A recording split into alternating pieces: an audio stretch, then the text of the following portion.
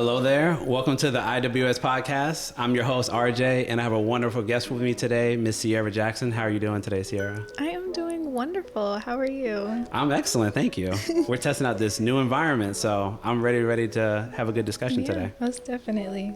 All right. So, like we normally do, for everybody who may or may not have known, this podcast is focused on mental health. And so we like to spotlight and have really honest discussions around that topic, as well as discuss issues that may be existing between men and women today in communication.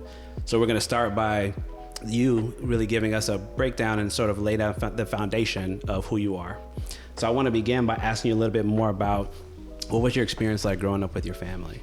Okay, so I am originally from Florida, born and raised Lakeland, Florida. Okay. For the majority of my life, I grew up in a 4-person household. So it was my mom and my dad, as well as me and my younger sister. She's about 3 years younger than me. Oh, okay. Grew up in the church. Shout out to the church. Yeah, Wait, and so which kind of church?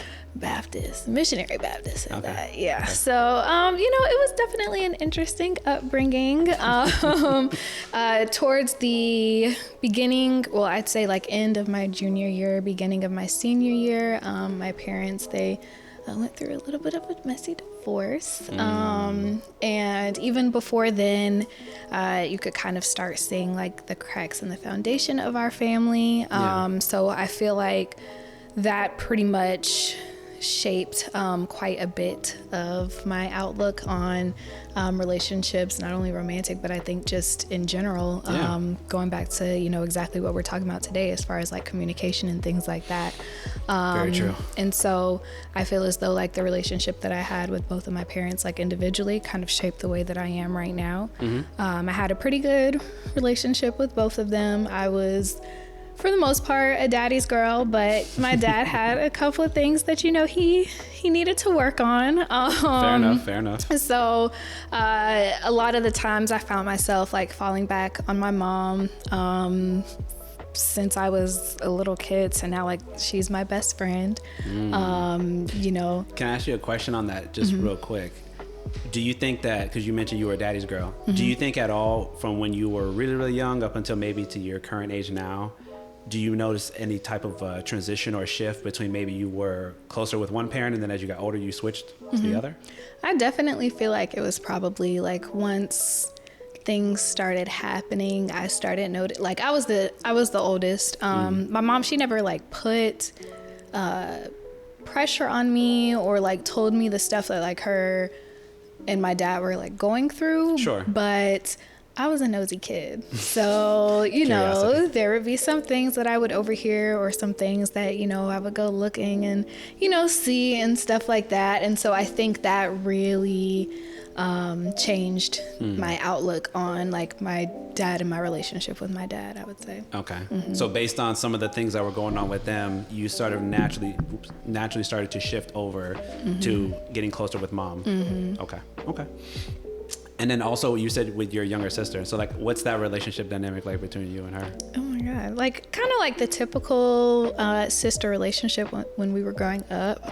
We fought a lot more than we had like, good times, happy times. It literally wasn't until I moved out for college where we actually started building like a pretty good relationship. Okay. Right now, that's my girl. Like since we've gotten older, we've definitely, thankfully, we've addressed a little bit of, like our issues back in the day. Like I know, even though it's like, when you're young, you don't necessarily see the harm in the things that you may like say to people. Sure. But it took a lot of reflection for me where I would like think about it randomly, like, and I would call her and I'm like, dang, Taylor, I'm sorry.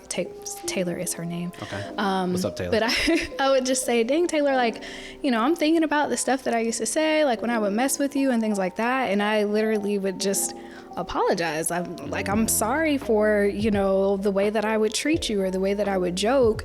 Because there would be often times where she would ask like me not to joke with her like that or not to call her certain names and things like that. But I was young. I wasn't very emotionally intelligent. Like I did not care. Sure. And now, she's just built up such a tough exterior. So when I had that conversation with her, she was like, okay, like that's fine. I don't know what you're talking about or whatever, but we're good.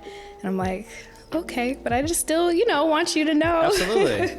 that, I'm thinking about this and I'm feeling bad about this. And although we're in a better place, like I still want to make sure that she knows that, I recognize like the wrongdoing, in the past, and I want to kind of like make up for it, which I feel like I have. So No, I agree. And I appreciate you sharing that. I think for a lot of people, like, to me, what you were saying is that you kind of get more awareness and insight, and then you naturally maybe want to apologize or reconcile some things that maybe were inappropriate, but you didn't recognize at the time, right?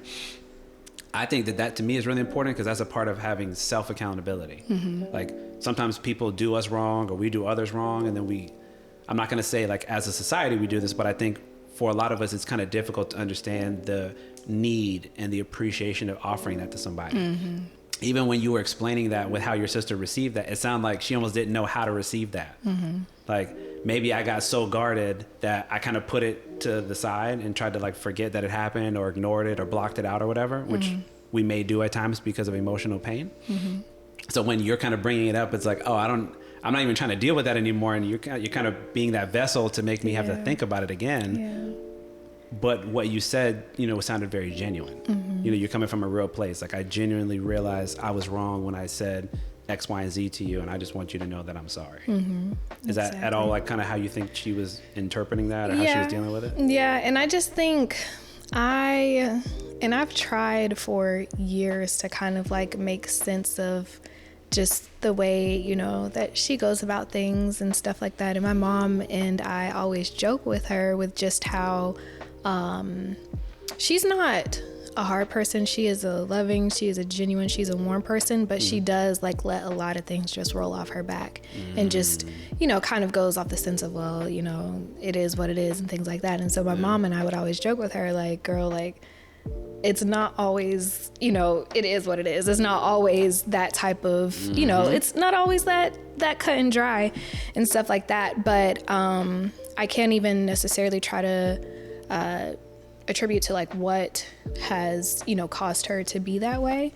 But I definitely feel as though like it, it has been, I don't know, maybe difficult for her to make sense of those emotions. So like when, like I am the emotional sister. She is more so the, kind of like tough on the exterior and things like that. So sometimes it is a little hard for her to make sense of that. No, and that makes sense. I mean, I think for a lot of us, it's, at least in my experience, it's just sometimes we're not used to being able to have that space to really deal with those things. Yeah. Right. Like I'll just speak from my own perspective. Me and my older sister. So I have an older sister. I'm the younger one.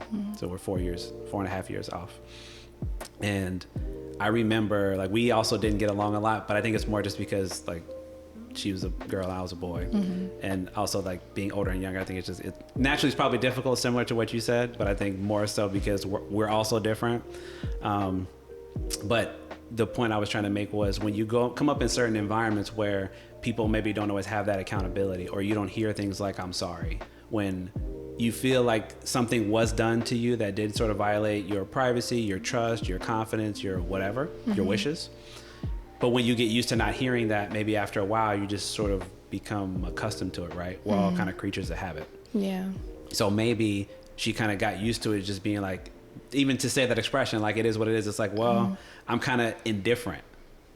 Like, I don't want it to be this way, but maybe I've had to deal with it this way for so long that I understand that it's not really going to change. Yeah. Even though I wanted it to. Yeah. And like you saying that just kind of sparked like a memory for me, just because now that I'm kind of like thinking of it and I'm kind of like doing a fast track of my childhood, but I know that this is something that I've talked about before, just the fact that, we as a family as a whole, unless it was something that like either like my sister and I, like if we got in trouble or something like at school, or we were, obviously doing something that we weren't supposed to do, sure. We got in trouble, we got grounded, this, that, and the third.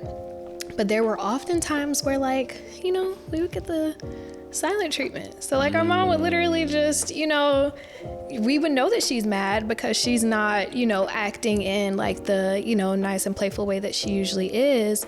But we would get like the silent treatment a lot. And then, stuff would happen, like time would go by and things would just go back to normal. So we never actually had like conversations about like, okay, well, and I wish I could think of something specific when I was living in the house to like pinpoint, but I do remember that was something that we would do. And even I picked up on that because I remember when we were all, living together, like in COVID, when me and my sister had come down and just stayed with my parents for a while, like I would notice I would get an attitude about something that, they would say or do or whatever. And I would just, kind of stick to myself and not necessarily like address the problem. Right. And eventually, like I've tried to make strides towards like doing better as far as like communicating my feelings and why I felt that way. But that's definitely something that, I grew up learning. Like we just kind of sweep it under the rug. Just let it fly by, let whatever emotions, sit or whatever, but never actually talk about it so that obviously like the situation doesn't happen again. Absolutely. I need to emphasize that point because you made a really, really good point. I want to make sure the audience caught that point. Because essentially what you just said was, even when things were going on that we knew something was wrong, it was like we kind of had this way of behaving where everybody just kind of maybe walked on eggshells because we don't know when we're going to address that thing, if we're going to address that thing. Mm-hmm. So we just kind of pretend like we don't see each other. Mm-hmm. We ignore that we're physically in the same space. Yeah. I talk a lot about, in terms of boundaries, talking about confrontation. Mm-hmm. A lot of people struggle with confrontation because it requires you to assert how you feel and then be willing to actually verbalize that to somebody. Yeah, even now, I still have kind of an issue with confrontation. It's not like it's definitely something that I would say I've started working on as of maybe like a year and a half ago, like towards probably like the beginning of I want to say like end of 2021, like beginning of last year. I'd say like that's something that I'm now trying, and even like to this day, like I still struggle with it because it's, I don't know, tough conversations it's hard when you grew up that way. Mm-hmm. Actually, do us a favor real quick. Remind us how old you are. I'm 25. Okay. Wait, no, I'm 26. I just had a birthday. Okay. Well, happy birthday, by the way. Thank you. Okay, so 26. So let's think about this. So you're saying you grew up a certain kind of way where you specifically mentioned the phrase silent treatment. Mm-hmm. So why do people do that? That's basically like I'm ignoring you, right? Mm-hmm. Maybe I'm really pissed off. I'm really upset, whatever it may be, but I'm going to purposely not acknowledge you because you hurt me, whatever, right? I don't want to go much deeper than that. Why is that so destructive? Because if we're walking around and acting like these things don't bother us, we know they do, right? Because people feel body language. Yep. Right? You speak a lot, even when you're not speaking. Mm-hmm. So I know something's wrong, but you don't want to address it. How are we supposed to move forward? Okay? And then what's the second part to what Sierra just said? Then we pretend like nothing happened. Mm-hmm. That's where the phrase sweeping under the rug comes from. Yep. It's as if nothing actually transpired and we're going to get back to normal, except it's not normal. Mm-mm. Because now, whether we talk about it or not, we're actually building resentment towards that person. Yeah. Because you're actually letting this laundry list of issues build. Mm-hmm. The more we don't actually talk about it, the more it's allowed to kind of aggregate and grow to the point where sometimes we blow up on each other. Yep. Because it's just a matter of time. It's like a volcano that's kind of getting ready to erupt over time, Mm-hmm. You give it some time, it's going to get to that point. Yeah. Do you think, or have you witnessed that at all in your family where it would get to that point, or is it more just everybody just stayed out of each other's way for an extended period of time? I'd say it didn't, and I don't necessarily think that it's gotten to a point where it's blown up or like boiled over or anything like that. I will say it wasn't until I started like seeking like therapy for myself. We're in 2023, so I want to say maybe like 5 or 6 years ago. Okay. It wasn't until then where like I actually started trying to have these conversations with my parents. Like I remember it was right after, because I was seeing a therapist at the University Counseling Center. Okay. And we had started touching on, you know, just issues that had happened. And, you know, I literally got in the car and I called my mom and I just like busted out crying, just telling her like everything that we had just discussed. Back then, like I didn't necessarily have the relationship with my father that I wanted.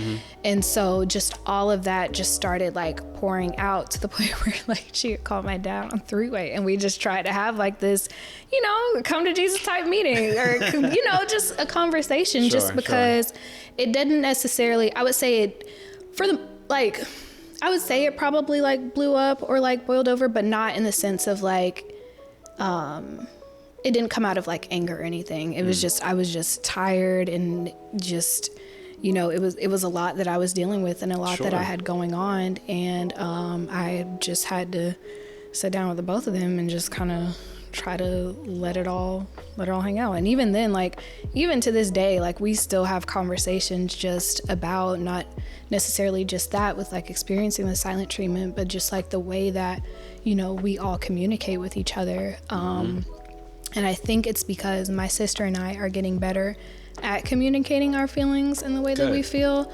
I'm not gonna lie to you, my parents, they still, you know, they're older, they stuck in their ways. there's generational challenges for sure. Yeah, so I think it's because like my sister and I are trying to do a little bit better as far as like pulling that out of them.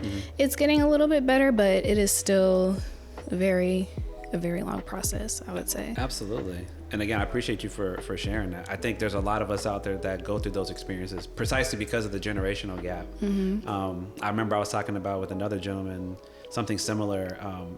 I like to touch on a lot about parenting in my clinical practice, and then just me being mindful of myself. I have an 11-year-old son, and I think about like my experience a lot growing up and all the things that I kind of knew was wrong, but obviously I was never allowed to say that, and I was never allowed to challenge. I was never allowed to confront. I was never allowed to assert how I felt. I had zero autonomy, like zero.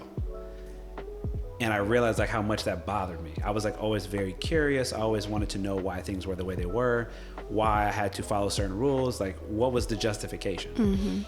And I grew up primarily with my dad. And so he just was like, hey man, it is what it is. So you can take it or leave it. And so I recognized that that was really difficult for me, and I never really liked that as a child, and even as I got older. So I'm very conscious and very mindful to not replicate that with my son. So I try to keep more of an open-ended dialogue.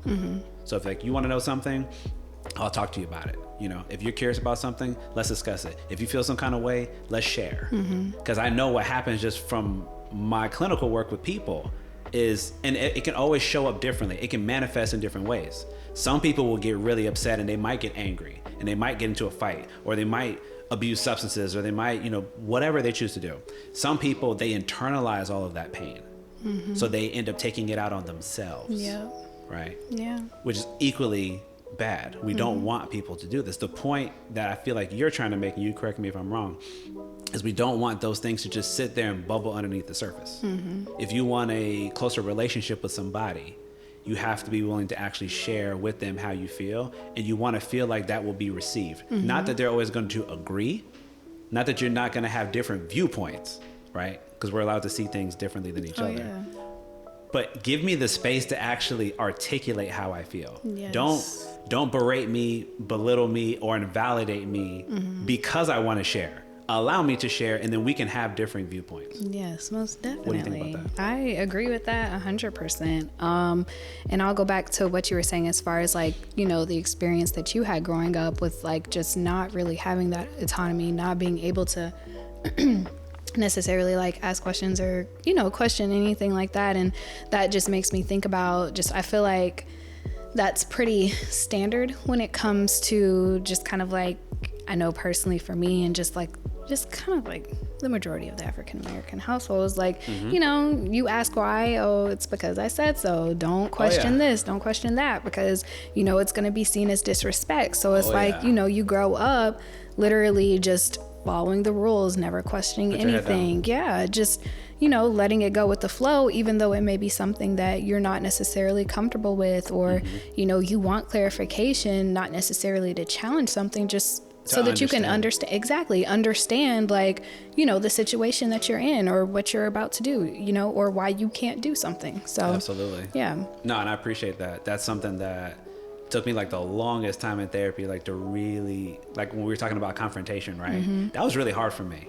Like I'm seeing where I'm at now today. Like I wish I could have told my younger self that, because I had none of that confidence whatsoever. I was like, my dad's a pretty intimidating dude. He's a big guy, was in the Navy. So he was a black man and militarized. So he was very much about structure and order. Discipline was very high. Corporal punishment was the norm, even on a heightened level. And so I talk a lot about that, especially to other parents, to try to understand, like, a lot of the things that we do, again, a lot of people, most of us are creatures of habit. So we kind of replicate whatever we experience. For example, if I grew up and I was beat as the primary way of punishing me for whatever I did, right? If I don't do the necessary work that I need to do, there's a high probability I'm going to do that unto my own children. Yep. Not because I liked it. I could have hated it the whole time, but it's just, that's what I know. Yep. So we tend to do what we know until you get challenged and do something different. Yeah. Would you agree with that statement? I agree with that 100%. And I feel like that's why it's so important to seek out outside services, just so that you can, not even necessarily like, well, I'm always an advocate for therapy, but it doesn't even necessarily like have to be that in the beginning, but just like surrounding yourself with like different people who come from different backgrounds and things like that, just so that you're not always surrounded by the same people who come from the same place, who have the same like mindsets and things like that. Because like you said, it's very important to kind of challenge those thoughts, because if you don't have any sort of, outside sources or anything like that, like you're going to think that, some things that are, fundamentally not okay, you're going to think that those things are okay. Oh, absolutely. I would tell me and my cousin it's funny, but it's sad at the exact same time. And I talk about that a lot too. Like we can hold two feelings at the same time. Especially when we were talking about punishments, right? In the Black community in particular, because I was raised predominantly by my father. My mom passed away when I was really young. And so me and my cousin would joke about that. And it's kind of twisted when you think about it. And we used to joke with him when it would happen to him. When you would, I don't know if you had this experience, but I'm just going to share mine. When we would hear each other, either hear of a beating that we got or hear it while it's happening outside, we would laugh. We would laugh at them. We would laugh while it's happening, kind of clown them afterwards. And it's kind of a strange form of trauma bonding that we would do afterwards as we've gotten older, because we'll look back at it kind of like a nostalgic, pseudo positive sense, but we know we didn't like it. And it's interesting because I think we're the community that experiences that the most. I don't think most other cultural groups really do that. And it's a unique kind of like trauma that we impose on each other. Not us as the children, obviously, right? Like we're just subject to it. Yeah. But the parents. And again, going just to make sure I'm making this point, I'm not necessarily putting all the onus only on them too, because they're also prisoners of the time that they were from and what was done to them. A lot of times our parents are beat, which is why, again, that's why they do it to us. Yeah. But at some point it has to change, right? And when you're going through it, you don't like it. So I try to hold that on one hand, like understanding part of them may have been victims of their times, right? But then the other part of me as a therapist, as a man, and as a dad is like, man, we got to do better though. Like I can't just accept that. I can't just be like, well, it wasn't modeled for me, so I'm just going to regurgitate that back onto you. Sorry, son. Like I can't do that. That just fundamentally conflicts with who I am inside. So at some point, to what you were saying, I have to be willing to challenge my viewpoint and recognize that doesn't have to be the only way. So let me take it just one step further. This is a question I would ask, like I would get a lot of moms. In my clinical practice, I get a lot of moms because they're bringing their sons. So one of the questions I would ask them is like, and we've already established that like beating is the main way of punishment. So I'm like, what does that accomplish when you do that? What are you trying to achieve? What's the objective? And then, they'll just say like, I just want to let them know that that ain't cool. You can't do that. right? Mm-hmm. And then what I try to offer to them, because I've really spent a lot of time trying to understand the impact that it had on me and my older sister, because we talk about it a lot. Mm-hmm. And I think, number one, it doesn't create safety or security, which is absolutely necessary in a relationship of any kind. Kid, partner, friendship, whatever. You need safety and security. You got to know that I don't feel like I'm in threat by merely being in your presence. Yeah. Right? Then I need to trust that I can be honest with you. If we want to have a real relationship, right? I have to trust that I can be honest with you and tell you actually how I think, not in a disrespectful way, but I can actually articulate and express what I mean, right? And so, and then to your other point, if I want to understand why things are the way that they are and you shut me down, that doesn't help foster good communication, because you're kind of telling me, maybe, I don't really care what you think. Mm-hmm. You know? Yeah. You don't need to know any of this stuff. Just listen to what I told you. And so I like to package sort of all of that together and just emphasize the point. You can do that as the parent, okay? But understand what you're doing in the long term. If you want, this is my selfish goal. I want to be the kind of parent that your kid wants to come back to you when they're older and they have real stuff they want to talk about and they actually want to know what you think. Yep. And they want your perspective and they want your feedback. Dad, I don't know what to do in the situation, but I trust you. Mm-hmm. What do you think I should do? Mm-hmm. Like, I consider that the highest honor that you could have. Yeah. But you can't have that. You're sort of sabotaging yourself inadvertently. If you put that type of conditions on them when they're growing up, why would you think they would want to come to you and talk to you about anything? Yeah. And they don't realize it. And then, like, when, you know, the time comes when the kids, like, become older, they're able to, you know, think for themselves, you know, they go through situations like that. And then they act so confused when they're like, okay, well, if you were going through this, like, why didn't you come to me? I mean, 9 times out of 10, it's because they didn't feel comfortable enough. If I had a mirror, I'd be like, put the mirror on right there and ask that question again. Why didn't you come to me? Yeah. Maybe because this is how you treated me. Mm-hmm. What do you mean, why didn't I come to you? If I came to you anytime I was scared and you told me to stop being scared, you didn't explain anything. Mm-mm. You didn't make me feel safe. Mm-mm. You just told me stop being scared. If I tried to tell you what I was worried about, if I wanted to tell you something that I was excited for or hope or dream of mine, and you were just like, blah. Okay, like that's what you're supposed to, like. I experienced that a lot with when I was working with adolescents in my previous job. You know, they were kids. They went through stuff and they made a lot of dumb mistakes and things like that. Sure. And I think it's, you know, their parents, of course, they get tired of trying to, you know, make excuses and things like that. But it's also just, you know, kind of the way that they would approach things. And, you know, sometimes kids can exaggerate and things like that. But when it absolutely they can. Absolutely. When it comes to, like, the basis of things, you know, I don't have, you know, any kids of my own, but just hearing the things that they would say as far as, you know, even when, because I worked at a behavioral health agency, so a lot of my kids dealt with, like, substance use and mental health. And so, you know, good things would happen as far as, like, you know, my kid being sober for 30 days or them, you know, attending, like, all of their group sessions and things like that. And so I had one specifically. She was one of my last clients, and she, you know, told me how, like, she had been getting good grades.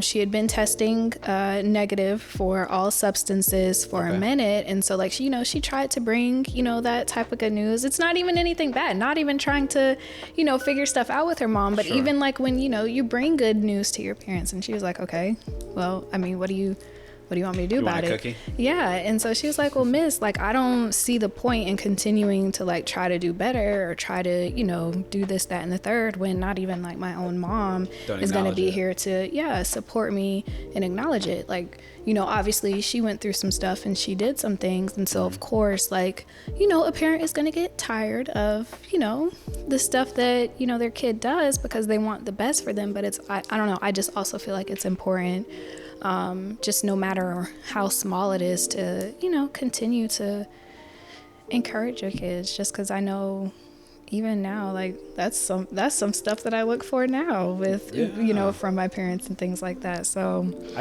I think it's always a factor. Like, if you have, if you have a pretty strong relationship with your parents, and even as you get older, I don't think it would ever not be a case where you would want to hear them say that they're proud of you, or they like the decisions that you're making, or the people that you surround yourself with. I think that that's just inherent to being the parent-child relationship. I think we would all desire that. What I will submit is what can happen when you don't have that type of relationship, which is, to go back to your phrasing, the silent treatment. That's like me and my father. We don't really have a relationship because there's a lack of accountability and acknowledgement for what was done. And we can't move forward as men, as adults, if you can't acknowledge when you do things that are inappropriate, whether you think you're wrong or not, right? Any relationship, I'll always make this point. Every relationship is about two people and how they choose to see it. And everybody doesn't have the same viewpoint. So I can be looking at it and say, you did me wrong. And you could be saying, I don't understand. Help me understand, right? But if you attack them and say, no, you're wrong and I didn't do that to you, you're essentially creating this antagonistic relationship that we have. We have to be in opposition to each other all the time. Because you're not allowing me to actually feel. You don't allow me to actually speak my truth and what I've experienced to you. So it doesn't mean you're like the worst parent ever. What I'm saying is it impacts that potential for a long-term, loving, warm relationship that you could have, right? And then if you silo that for one moment, on the flip side, when it comes to relationship building as you become an adult, it's going to be impacted based on what you experience with your family. So if I'm a young lady, for example, I can imagine if I don't have that type of relationship with my father, it's going to be somewhat more difficult for me to deal with men. If I want to pursue men, it's going to be difficult because I didn't get a good example of what that should look like with my father. Would you agree with that statement? Heck yeah, I'm dealing with it now. Okay.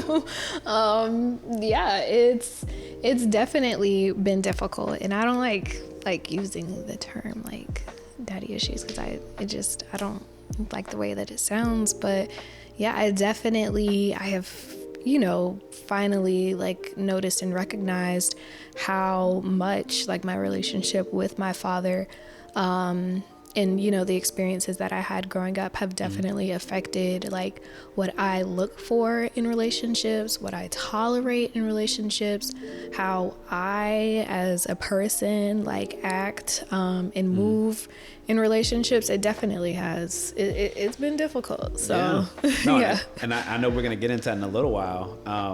But yeah, I'd like to make that point because to me, regardless of the purpose of understanding who's in the house is because that shapes our initial reality, because perception is reality, right? So if I have my parents there, or I have a parent there, we can also speak about one parent because that's obviously my lived experience. If that one parent that I do have and we don't have a good relationship, that's going to make it very difficult for me to formulate strong bonds with other people outside of my house. Because think about that for a second from the kid's perspective.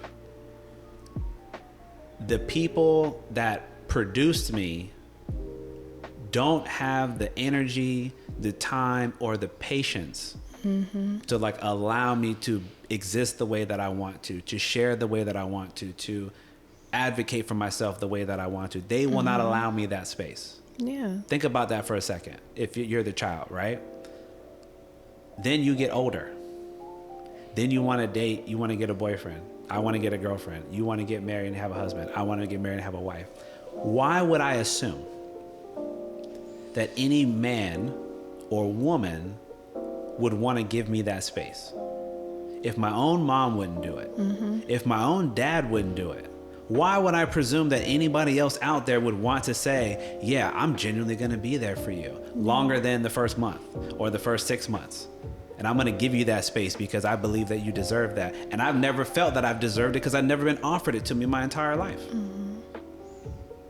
Yeah, that's something deep to think about, really. Yeah, because I mean, I don't know, because once you kind of brought that into perspective, if that was like that was the only person that you were supposed to depend on, you were supposed to feel some type of, comfort in knowing that if anybody, if you had no one else, like you are supposed to, you know, as a parent, you are supposed to, well, as a child, you are supposed to depend on your parent. That's correct. You know, of course, like probably what you see in, you know, with like your friends and their parents and things like that.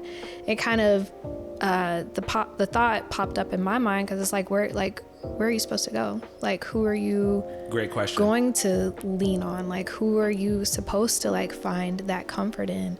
And I think that's probably how I look at it, as like, I know that I'm deserving of love. I know that eventually, like, that is something that I want, and, you know, I'm speaking into existence, I'm going to have. But you will. Yeah, but it's also like, well, how am I even supposed to like move in that type of situation when it does happen? Like, how am I supposed to act? Because I mean, I love my parents individually, they are wonderful people, but growing up, when, you know, it was very integral for me to see that, I did not see that. So it's like now, which I know we're gonna talk about it, but like, it's just, that's okay. If you want to go there, you can go there. Yeah, you know, it's just like, now it's like I'm literally having to learn this, you know, by learning exactly what it is that I should not tolerate. And even when I know I shouldn't tolerate, it has been difficult in the past to just kind of like, you know, cut it off, cut dry. You know, I have friends that I grew up with, you know, obviously, you know, all that glitters isn't gold, so I don't know, you know, if anything or like what happened behind the scenes. Yeah, but both of my two best friends from like elementary to high school, their parents were together, their parents were still together. My God family, like, they are all still together. And so it's like seeing all of that and then seeing them come in to, you know, shelter like me and my sister from the stuff that, you know, my parents were going through, or even to just like, you know, help them and console them when they were going through the stuff. It's like, dang, like you know, they're a united front. Yeah. They're a big happy family and stuff like that. And so it's like, I don't even know necessarily how to register like what that is supposed to look like, because for the majority of my life I had, you know, dysfunction. And when I say dysfunction, like, I did not grow up in a bad, you know, household or anything like that, but my parents did fight a lot. So so maybe more dysfunction on the communication side. Yes, not in like the communication. like no. abuse or anything like that. Yeah. No, it was literally just all like verbal. So being able to, you know, try to figure that out and like navigate that now, it's definitely,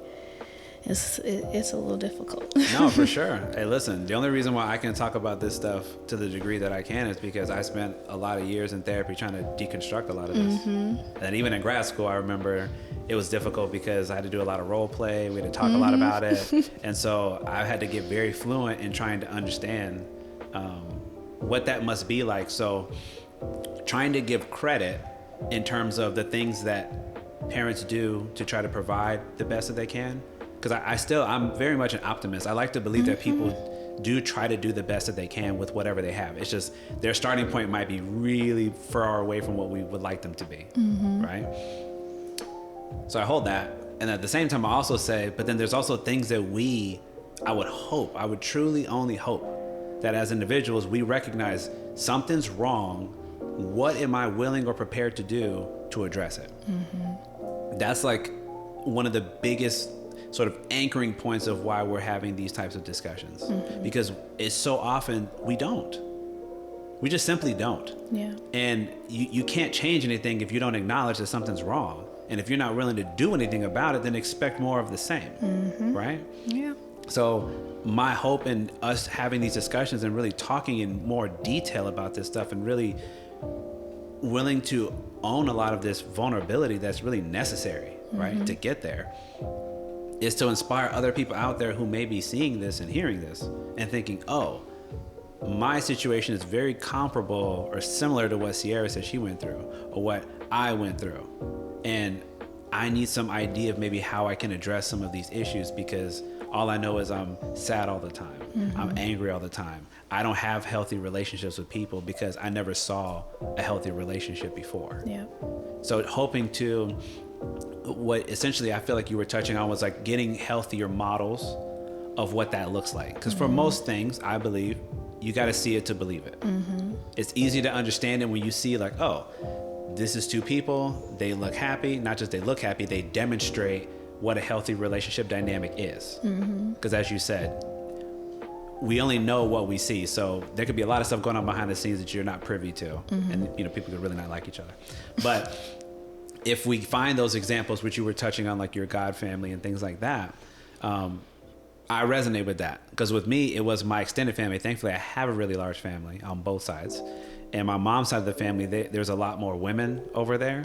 And so because I wasn't getting really any of that, or in all honesty, I was probably deficit emotional compassion whatsoever, they helped balance me a little bit. Not fully, because they actually didn't live in the same city, so that couldn't happen all the time. But when it could, it did give me some sense of like, it is okay to start to share these things. And I always appreciated that, even though I didn't know how to put that into words, but I knew that they at least let me have some of that space to try to understand that. And I know that everybody doesn't get that. And that just means that it makes it much harder to actually start recognizing that stuff may have been wrong the way you had grown up. Yeah, most definitely. And I say I have not, like, obviously, like what I was saying as far as like my friends and my God family, things like that, I would see that. But I will say a positive turn, something that I would like to think that I model the way that I look for, you know, men romantically, is in the way that I see the way that my stepfather treats my mom. So they met, I want to say, it was definitely my freshman year of college. I want to say like in 2016, they got married in 2018. And just seeing like how he has treated her, but it's like by then, you know, I mean, I wasn't necessarily an adult. My brain obviously wasn't fully developed and things like that, but it's like, you know, it takes a lot to unlearn, you know, the things that you've seen. And so I will say, like, that has definitely been kind of like a shining light in, you know, the darkness that I call, you know, past, you know, examples and things like that. Sure. And that's definitely been something that I've thought about as far as like, okay, well, I know what is possible, and I know what some people are capable of. Like, you know, I'm sure there are not two of my stepdad, because he is an amazing guy, but it's, you know, just small things that you see, that I would say like that's something that I have really been implementing, something that I didn't really have,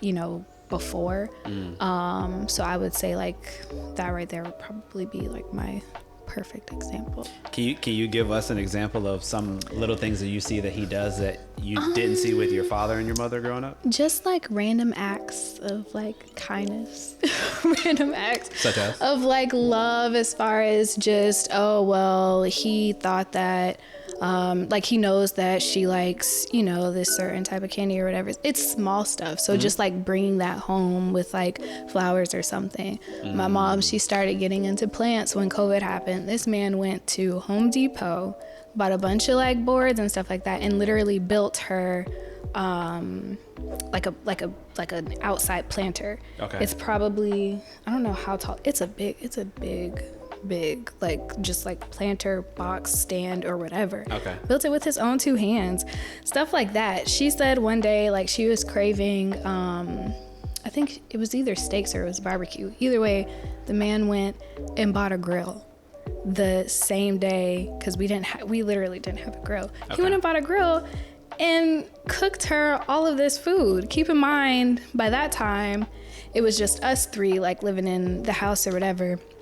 And I'm like, you didn't have to do this. Like, this is something that I never saw. Okay. So, you know, and that's nothing as far as like, you know, that's not a put down on like my dad or anything like that, because he is an amazing man. He does what he can like for myself and my sister. And I'm not just saying this like on his side as far as like the way that they showed love to each other, because they were just not very compatible. So, you know, just seeing like my stepdad do like these crazy random like small and also like extravagant things for her, I'm like, yeah, that is what I would want. Sure. I mean, I think that's why, again, those examples are so necessary, right? Because then you kind of get it. You get a somewhat of an idea of how it could be for you.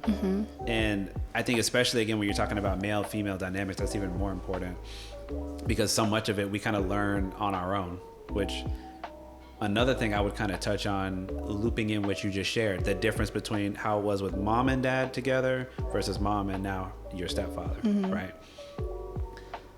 What I think, something to kind of just generally kind of keep in the back of our minds when we're thinking about relationships, right? Relationship building. So we all have certain examples that we get, whether you like them or not, good, bad, and different. They're examples. So there's things that we're being taught explicitly, meaning mom and dad might be saying like, this is how this should happen, this is how this should be, whatever. And then there's the things that they show you through modeling, the things that they show you through their behavior. So to your point, when mom and dad are kind of like at each other's throats, or they're arguing a lot, or they're, you know, fussing a lot, that's demonstrating that's what relationships look like, right? When you're young, because we don't know any better. We only know what we see. And then what did you just talk about? You talked about, okay, so now I see my mom with the stepdad, and now he's like listening. He's like paying attention to these little things that my mom talks about that she really appreciates, and then he makes the effort to do them, right? Yeah. So that's being thoughtful. That's being intentional, which I think are all great signs. That's things that I think we would all want. But again, it's trying to understand, like, where's that starting point? Where's our baseline here, right? Because you said prior to that, I didn't know what to look for. I'm still trying to figure that out. I'm trying to decouple that, because what I know is what my mom and my dad did for the majority of my life, right? I had the same problem, because all I saw with my father, not in terms of how he treated women, because that necessarily wasn't a problem, but it was more the way his and my relationship was impacted the way that I dealt with women, in terms of and I've said this on the platform before, had issues with equating love and abuse together, particularly physical, and trying to understand that those two are not supposed to go together. But in my case, in my sister's case, that's the way that we learned it, because that's the only time our father would say that he loved us was after we got beat. So it's very hard to understand that what you experienced, although it was your lived experience, doesn't mean that it was okay. It doesn't mean that we want that to be normalized. But that's really hard if you've never been challenged. Yeah.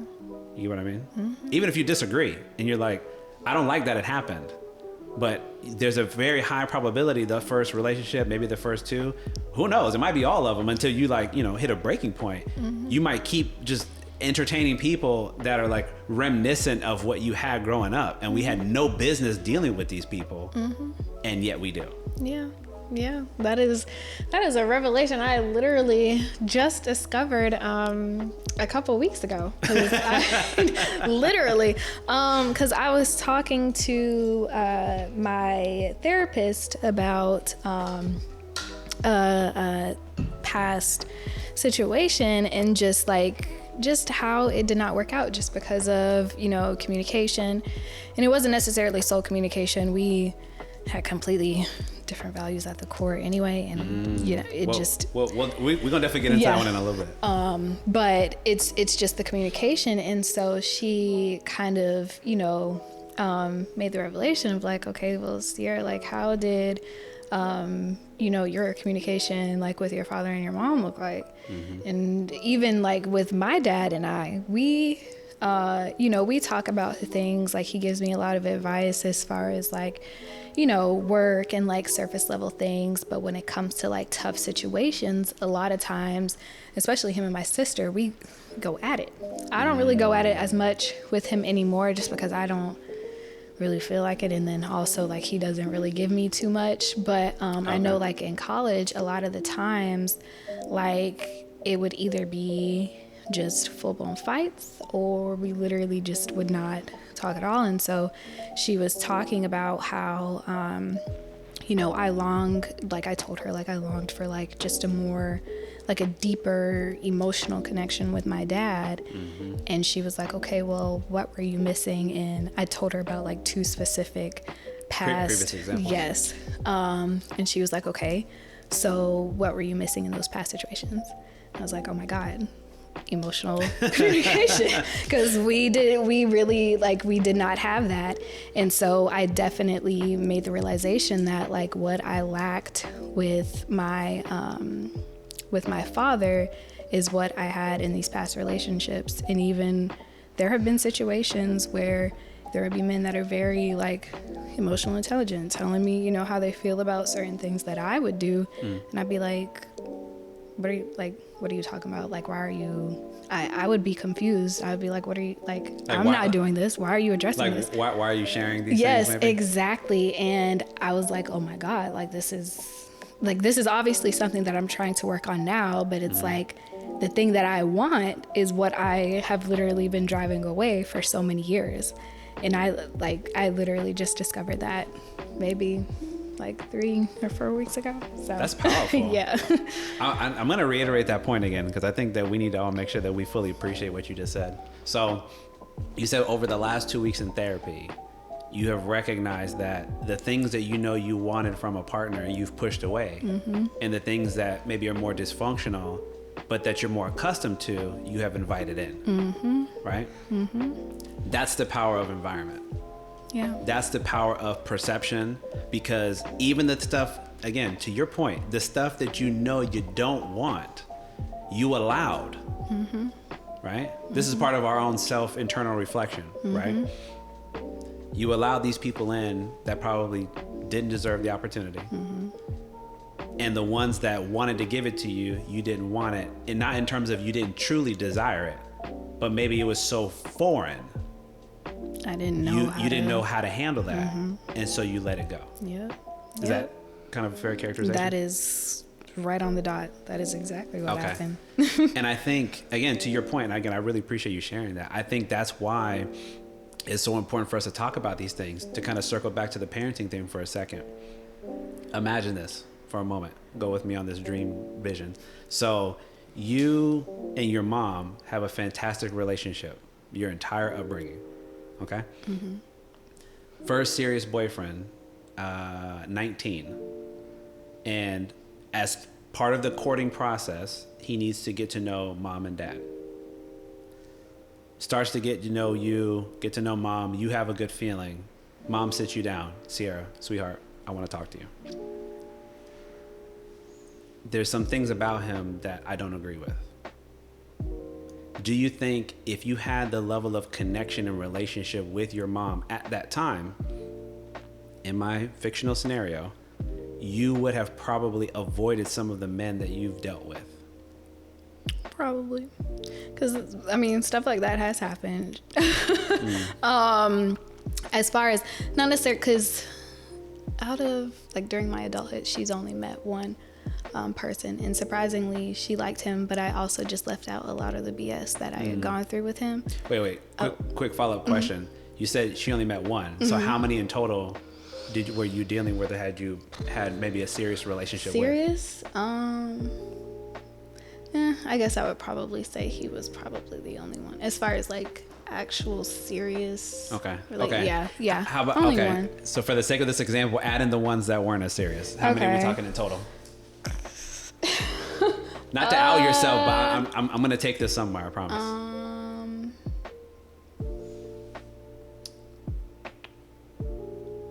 No, she had meant 2. There was 2. Okay, I want to say maybe total. I want to say 3 or 4. Okay. But I don't want to cut you. I do, because there was another one that she had met, and it was a situation like that. But I ignored her. Okay. Obviously, it ended. It didn't end well, but yeah. So 4, 2 she met, 2 she didn't. So 50-50. Why did she not meet the other 2? Honestly, as much as you're willing to address that. I think like the opportunities just weren't there, and then also I just don't want to introduce my mom to somebody unless I know like this is somebody that I really really like care about and want. Like the first time with the dude that I was like, I would say I loved him. First love? It's okay to own it, even if it didn't go well. I don't want him to see this. I don't want Hey, listen, I'll own mine too. Listen, like, the first ones aren't always the best. Doesn't mean they're terrible people. Sometimes there's just a lot of learning that has to happen. Yeah, but I would probably say, he was probably my first love. Okay. And even with that, like, that was something, because he had come into town, and even at that point, like, I did not want him to meet her, just because, I don't know, I value my mom's opinion a lot, so I'll tell her about, like, even guys that I'm dating now, I'll just be like, oh yeah, this is this, that, and the third, just so that she, knows. But because she likes to bring people up, so even to this day, she still brings him up. I get that. She's like, oh, it's like, have you talked to so-and-so? I'm like, no, Mom. Like, let it go. That was like 3 years ago. You stopped bringing them up. We are done. Like, we are, like, and we'll still, communicate or whatever. Like, we do, like, check-ins and stuff, but that's just, just to make sure, like, we're good or whatever. Yeah. But I also just don't like the fact that, like, she remembers these people and she'll bring them up, like, how are you doing? But for the most part, I don't even have, like, an actual reason. I would just say I just don't want them meeting my mom yet. That's a big thing for me. Unless they're at a certain level. Exactly. Of connection. Like, if it's something where I feel like, okay, like, this definitely has some sort of, like, longevity or whatever, then I will make arrangements to introduce them to you. But respect. Yeah, other than that, nah. Okay. and I appreciate you sharing that. I feel like there's a couple of different ways we could take that, because on one hand, you mentioned that some of them mom met, gave her feedback, you ignored it because maybe you weren't, like, in that reflective state yet where you were, like, fully appreciating not just her feedback, but that the seriousness that you want to have if you're going to entertain these people, right? And if mom's saying, hey, maybe they're not worth your time, you're like, okay, I need to go move on. Because she doesn't fully agree. I'm kind of maybe someone on the fence, or there's some things that are missing that I would like to have. But going back to our point about the parental relationship, if we have greater sense of trust and openness with them, then we're willing to hear that feedback. It doesn't mean we have to agree with it, right? But I'm willing to hear that feedback. Why? Because you have wisdom, because you have experience. Doesn't mean that we are the same. It doesn't mean that your experience is my lived experience 100%. But this would be the point I would make to you. And again, I'll put it back on me. Some of the things that I've dealt with, I will say, I think I've been quite fortunate. The relationships that I've had, I think I've been pretty good about selecting partners. Only the first one, I think, was a little bit of a challenge, and it wasn't terrible. It's just that there's some stuff I didn't really know about myself at that time, like I said, in the way that my father was. But to me, I would be doing a huge disservice to my son, to my clients, particularly the young males, and anybody on this platform, if I didn't talk about that experience. And the reason why is because a lot of times we don't share these honest discussions about what we've gone through. And that could be the difference between you dealing with somebody and you not dealing with them. Between you thinking that relationship is going to be something real and your parents like, hold on, I'm not saying I know them, but that's very similar to what I've dealt with. And yes, times are different, generations are different, but people are fundamentally more often than not the same. Even in different parts of the world. Like, there's only so many different variations of humans. And so if we have these closer relationships with them, perhaps we would seek that information.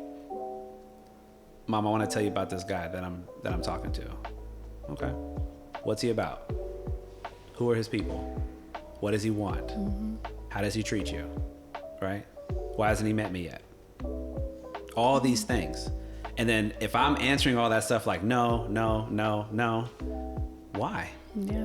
Why are you dealing with them then? If you're answering no to all the important stuff, right? Then why are you dealing with them? And then you have to kind of sit back, or we have to then sit back and be like, I don't know. Yeah. That's a great question. I don't know why I'm dealing with them. And then maybe that's an opportunity, not to say like you're wrong, but an opportunity to look in the mirror and say, maybe I should stop wasting my time.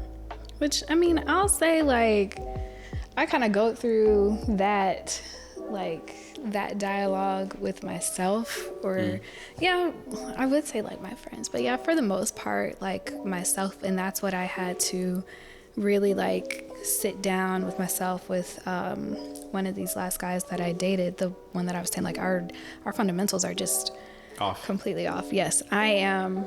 I wouldn't even necessarily say like I am religious, just because, you know, nowadays we like to say that we just are in a relationship with God. He's just not, you know, he doesn't, he didn't have that. Yeah. So, you know, he was a spiritual person, and I can respect that, but it's also just like, you know, you got to give me something to work with. Sure. And so like we'd have conversations about it, but I felt as though not necessarily like I would ever expect someone to change for me, but I also just, I need someone to at least meet me a little bit where I'm at. Compromise. Yeah, exactly. Sure. And so I had to really sit down with myself, and I talked to my therapist about it, because not even that, he was also one of the ones that I had talked to her about that had the same, you know, communication style as my dad. So it's like, if we already have, you know, bad communication. Checking in the wrong column. Yes. And we also just, you know, our, you know, fundamental beliefs and values are not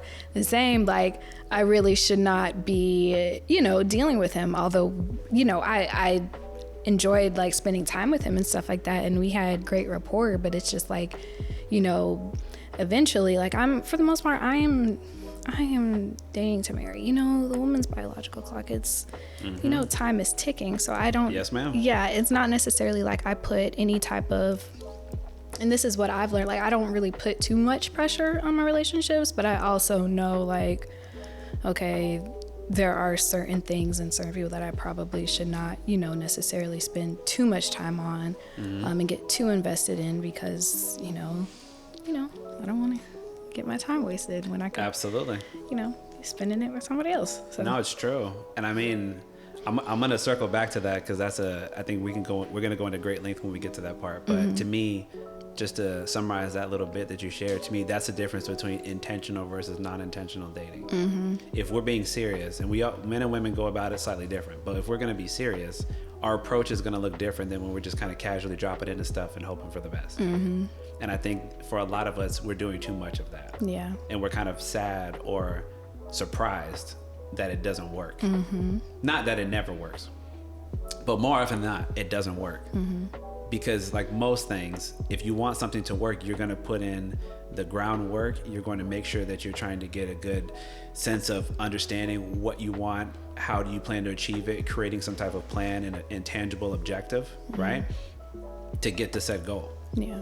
If you're not doing any of that, then you shouldn't be surprised that you're not getting whatever outcome that it is that you want. Yeah. And I'm very outcome driven. That's everything that I talk about personally, professionally. It's, if you see that your process, I'll make this last point that we're going to kind of move on. If you see that the process that you are engaging in is not yielding the results that you want, change your process.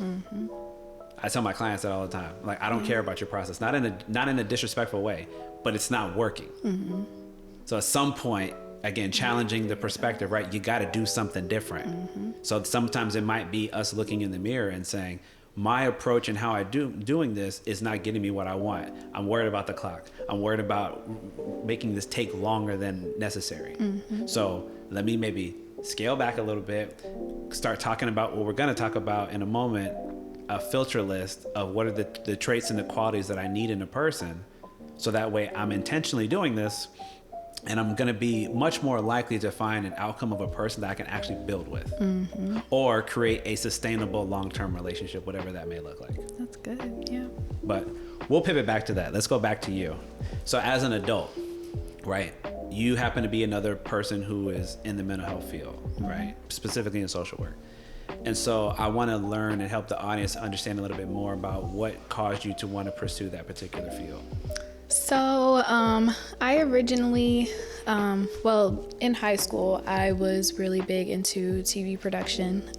So I graduated high school thinking I was going to do sports journalism. Oh, okay. I love sports. I love journalism. I love being in front of the camera. And so I was like, you know what? That's what I'll do. But I think I just didn't make the sound decisions as far as just like where I went to school at, because I had the option of doing, which I just, I was young and I was not, and looking back on it, I don't regret anything, but, I just did not pick the school for that. Florida State was not, they had like Seminole Productions. We have, great sports teams and things like that. But I just felt like there were other options, better options. UCF, those were some pretty good schools when it comes to like journalism. And so I just didn't pick it. So anyway, that ended up not working out. And so I was in this organization. It was a community service organization, and we would do volunteering at this like local church. And I also was in like a service learning class, and we would volunteer as well. And both were like after school tutoring opportunities. Awesome. And so that's where I kind of like developed my passion for like working with kids. Like in middle school and high school, I was like a counselor for like a summer camp down there, and it was fun, but I was like, whatever, I want to do TV. So, I'll just forget about the kids for a little bit. The kids can watch me when I'm on TV. Exactly. So anyway, life happened, and so I started getting back into what I knew. And at that point, I didn't necessarily know what I wanted to do with it. I knew I wanted to do some sort of therapy because the kids that I were working with, they came from, lower income backgrounds, parents. They were doing all that they could, but they didn't necessarily have the emotional intelligence to really like support their children. And so at that point, I didn't know exactly how to go about therapy. At first, I was going to go the psychology route, but then I was like, well, psychology is more so like focusing on the brain and stuff like that. I kind of want to focus on the entire person as well as their environment. So my friend, she was in the actual BSW program at Florida State. And so, once, junior, senior year started rolling around, she was telling me like about the MSW program. And so I started looking into Masters of Social Work, seeing the different options and stuff like that. And I was looking at, how much you can make when you become licensed. And I was like, oh my God, sign me up. Like I can do this. So that's pretty much how I got started in social work. I went through, like I said, like, I want to say like between end of 2016 to like 2018, I went through a lot of rough stuff. And so my GPA wasn't even to the point where I thought I was going to get in. So I was holding on with a prayer. Like I didn't know I was going to get in, but I applied. Thankfully I got in. And then you also had the option of either going like the clinical route or the social leadership route. So I decided to do clinical, and that's pretty much how I ended up where I am at now. So that's very interesting. And it's I always find it kind of funny in general, right? Like how we end up picking the paths that we pick. I don't know about I'm going to ask you in a moment. I don't know what your parents' education or background is like, but for me, I'm the first one in my immediate family to like get a bachelor's degree. My father got like up to associates because he's an RN nurse, and education was always very important, but there was definitely different expectations kind of set between me and my sister, and I was kind of like the high achiever. So I just kind of naturally kept pushing myself. But one of the things that you said that kind of stuck out to me for a moment was you struggled at times academically. And I had similar experience. This to me goes back to why it's so beneficial when you have those good relationships with your parents and there's wisdom that they can give to you. Unfortunately, my father didn't have a lot of the experience in this particular area, so not that he could have given me a lot, but something's better than nothing. But I had to figure out a lot of that stuff on my own. And I happen to have learned as I've gotten older, a lot of people in the Black community in particular, that's a lot of our lived experience. We commonly say things like we're first generation students. And so first generation means what? Like we make all the mistakes because nobody's really guiding us. We're just kind of trying stuff and trying to figure out what works. So our GPAs may suffer. We may not get into the programs that we wanted. We may have to pivot into something else because we don't have like these beautiful organized systems, particularly within the family structure, where maybe both parents have gone through the collegiate system. So they understand a lot about what tips and tricks to tell you so that way you can be successful once you make it to that level. A lot of us don't get that. So we kind of slip, trip, fall, bump our head, and then we have to keep trying to figure out, okay, how can I still work towards whatever objective? And so I had a very similar experience to you. Like, I kind of went up and down for a little while. Thankfully, once I got to UCF, I was able to be very, very focused, and I locked in, and I was able to do much better. But it took that period of kind of bumping my head and making these pitfalls that I think probably wasn't absolutely necessary. I think for a lot of us, it's not to say we're going to have this seamless process. Like, you're a perfect student. For a lot of us, we have to work. So we don't have the benefit of having somebody kind of absorb all of your financial burden. You know, so you have to work, which means that's going to eat into some of your time to study, things like that. Those are like inherent challenges that like we may face as a cultural group more than maybe others, so to speak. So I think that that's important, because you said that was kind of a determining factor, not maybe the biggest one, but part of what caused you to kind of make that pivot. But also in just thinking about how we find these fields. So the helping fields, right? Now, I'm not in social work, to be fair. I'm a mental health counselor. They are different. A lot of people don't understand the differences, right? I'll break it down real quick, because I actually don't think I've ever actually done this on an episode. And I remember we had to talk about this at school. So you got psychiatrists, psychologists, social workers, and then usually mental health counselors, marriage, family therapists, school counselors. Like, we're all kind of more or less the same. Just the environment's different. So I would always explain, so psychiatrists are the medical doctors that actually go to medical school, and they just specialize in psychiatry. Psychologists, from my experience, you know, most of them they have to go like the highest education route you can go. Some of them go the master's, but a lot of them go bachelor's to PhD or PsyD. And they're usually big on assessment, testing, evaluations, things like that. Like, in my experience, it's been severe and persistent clinical mental health disorders, right? Which is not the stuff that I typically deal with. Social workers, I think a lot of us are maybe a little more accustomed to them. They're like the people you think about where if you're in a hospital setting, if you have to deal with like children being removed from homes, abuse allegations, all these types of things, they're the ones that are helping sometimes with like the case management side. Some of them do actual therapy with their clients. So they can, you know, very multifaceted.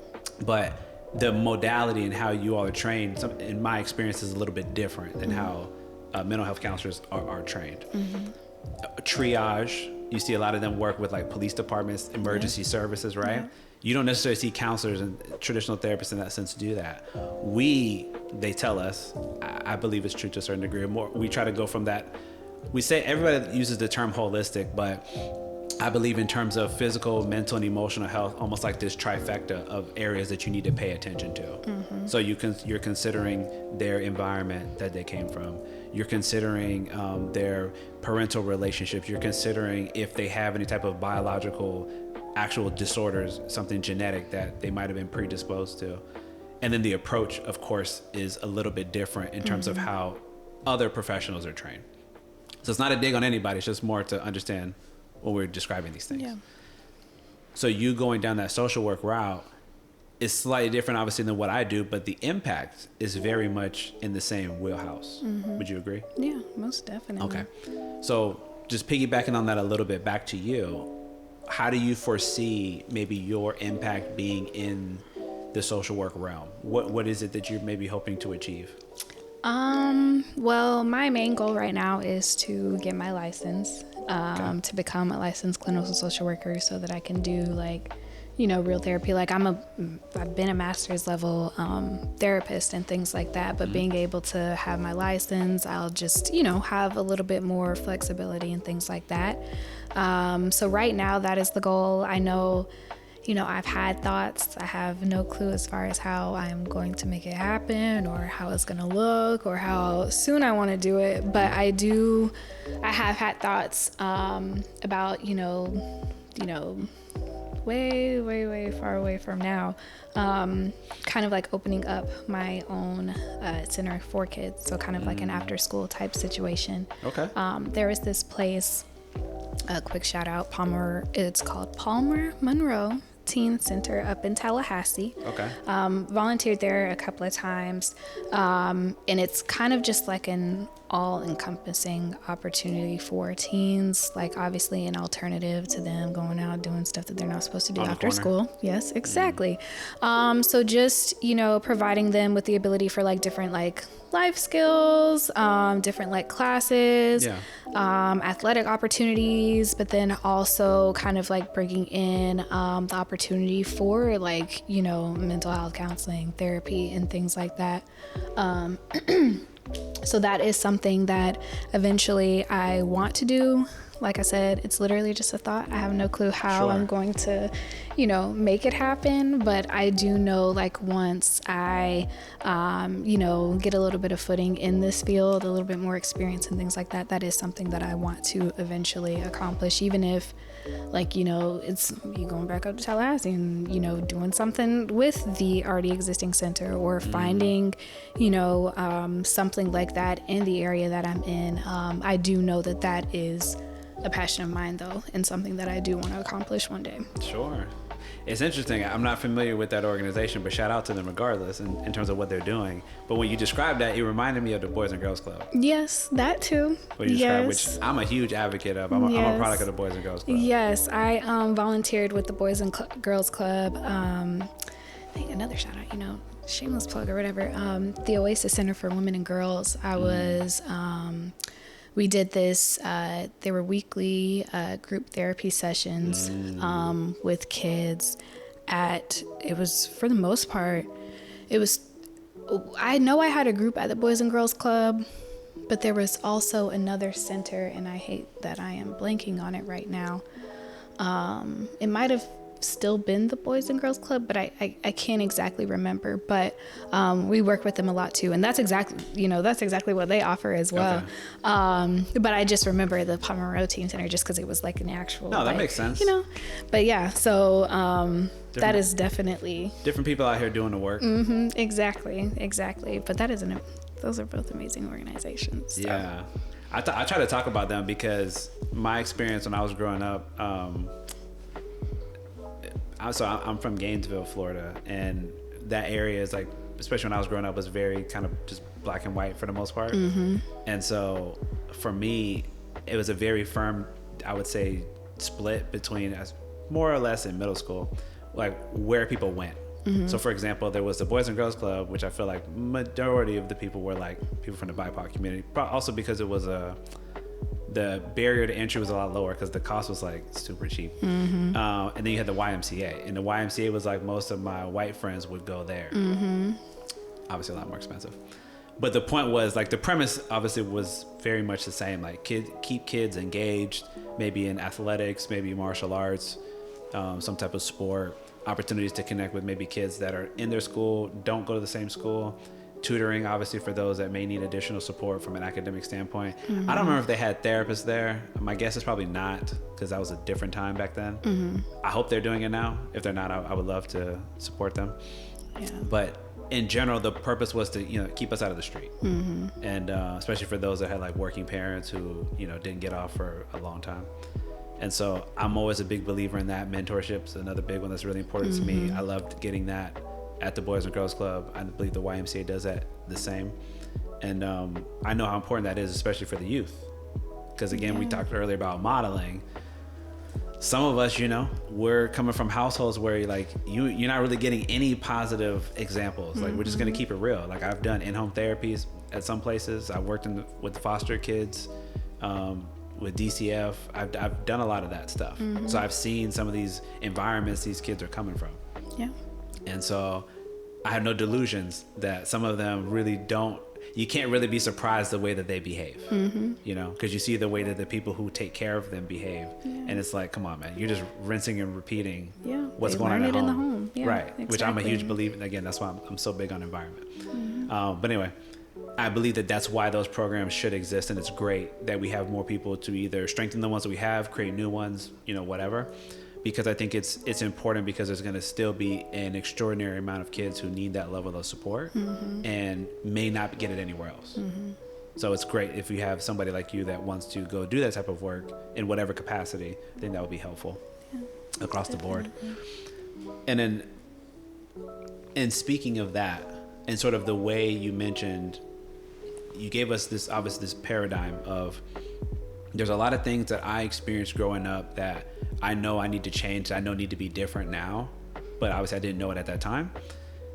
Do you think, not just from what you physically experienced, but was there any aspect of that that was maybe from a cultural lens, that from your family, just you can keep it just specific to your family if you want, that was maybe more acceptable from a cultural standpoint, and even though you disagree with it maybe now, or agree, it helps shape the way that you see yourself or you see relationships with others? Okay, give me 1 second, I'm trying to think. Sure. So something that I observed or learned that I'm still like acceptable of. That's what you're saying? Well, it could be you're accepting or not accepting it. Not so accepting. for example, let me give an example just to drive this idea home, because we're talking about from a cultural lens. So we talked earlier about how I said culturally, in my experience, most Black families, it's very common to utilize corporal punishment for discipline, right? It's a very commonly acceptable experience. Does that mean that we agree with it all? No, but culturally, it is a very common accepted experience. Do you think, however you identify, however your family may identify, are there things that you recognize from a cultural lens that you may align yourself with, or things that there are expectations of you, but you don't align yourself with? I think I would kind of go back to what we were talking about earlier with like sweeping things under the rug. That's the first thing that came to my mind. Okay. And I will say that it's something, again, just I'm trying to unlearn a lot of stuff, but that is something that I, even to this day, there have been situations that have happened recently that I've just, just let it go. I didn't necessarily feel as though it's something that needed to be addressed, but it's also like, it wouldn't have hurt to address the situation. And I think that that's something, like I said, like with, arguments with like family and things like that, that is, rarely have, we ever, like, we'd have discussions about it, but I feel as though it, would happen maybe like days or weeks after, when we, we forget about stuff, or, I guess maybe we're just not as mad or whatever. Sure. But that is something that I'm trying to unlearn, and something that I definitely do not agree with. But I will wholeheartedly say, I feel like this is something that across the board, a lot of, Black family, minority families in general have adopted and have done, as far as just not really addressing it and not wanting to have uncomfortable conversations, just for the sake of, keeping everybody happy or keeping everybody comfortable. So, which I would submit back to you, I would challenge that idea and say the illusion of keeping people happy. You're right. Because not addressing it doesn't actually make you happy. Yeah. It just maintains the peace somewhat, because you're not actually dealing with it. Yeah, that is, right. You're right. But it's still going to be sitting there underneath the surface. We know that from a clinical perspective. It's absolutely going to impact you in the way that you deal with that person or people, even as time progresses. But I do think, to your point, so you're kind of describing a family systems culture, right? That dynamic that existed inside of your household, which is still a form of culture. And essentially a lot of what you're trying to take away from and trying to move away from, because you recognize that a lot of it maybe wasn't the healthiest way to engage with other people. Yeah. Is that okay to say? Yeah. Okay. Most definitely.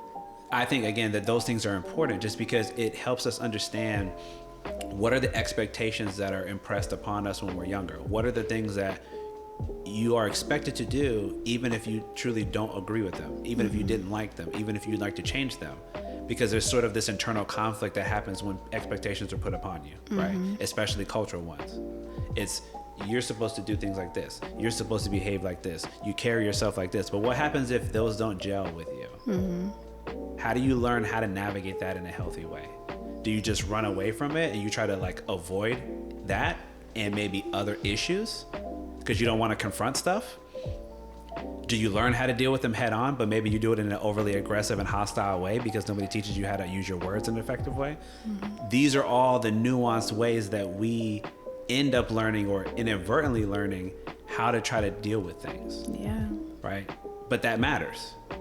It really, really matters because it sets the tone. It sets like a precedent. If it happened once, it's likely going to happen again. And then we sort of grow accustomed to it even when we don't like it. That's like a form of culture. Yeah. Does that make sense? Yeah, that's good. So I like to mention that point because sometimes like we don't deconstruct these things very well, you know, or we kind of stick to the surface level. Like, no, you got to go deep, man. You got to get to the root of stuff if you really want to address things, if you want it to be better. Yeah. You know. So, and speaking of that, you obviously kind of answered this question already, but if you wanted to elaborate a little further about seeking out mental health services. So we've obviously touched on how for so many of us, there's a lot of things that are beneath the surface that we probably should be talking about and should be working through, but we don't for, you know, maybe a variety of reasons. But you clearly have. Do you remember the first reason why you initially decided to seek out therapy? I want to say it was probably because of the romantic relationship I was in. Yeah, back then, because I first saw a therapist, I want to say that was 2017, and I was just I was going through a lot, and so I just needed somebody to talk to that wasn't necessarily like familiar with my situation. Like, my friends were great, they're supportive, but it's very, very helpful to have someone who doesn't know, you know, I don't know, it felt comforting having someone that you didn't necessarily like know you and only knew like the specific like facts and stuff of the situation. And so that's why I sought out help. And then also just because of like how bad my relationship had been with my dad during that time, just because of like the fallout of, you know, the divorce and the way things had happened. So yeah, I want to say that was the reason why. So I went and I got connected with a therapist at the University Counseling Center. Okay. So this is happening right when you were in undergrad? Yeah. Okay. Did you feel like for the issues that you went there for, do you feel like you got any type of productive feedback, anything you could actually try to like work off of? I'm not gonna lie to you. I don't really think so. The only thing that I remember that stuck with me was I forgot what had happened at that point. This was all the way into the new year. So this was in 2018, one of my last sessions with her, because she had to move. So yeah. But the one thing that I remember was I was going through it with the same dude. And the one thing that I remember was like her saying like, okay, well, look back at what you have been dealing with for like these last couple of years and things like that. Is that something that you want to bring into your new year? And so like, just Good like, question. is that literally something that you want to continue to repeat? Yes. And that's something that I listen to, you know, for the most part now. I didn't listen to it back then, but because, you know, there, you know, a couple years went by, but that is something that stuck with me. But I will say, and I wonder where she is now, but I will say, it took a while. My therapist right now, she's the one that I really feel as though like I'm actually doing some sort of like work in trying to like correct my outlook on things and correcting my behavior. But I mean, although it didn't necessarily work out with the first therapist that I had, she definitely didn't she didn't leave like a sour taste in my mouth or anything about therapy. I mean, obviously I'm trying to be a therapist now, so.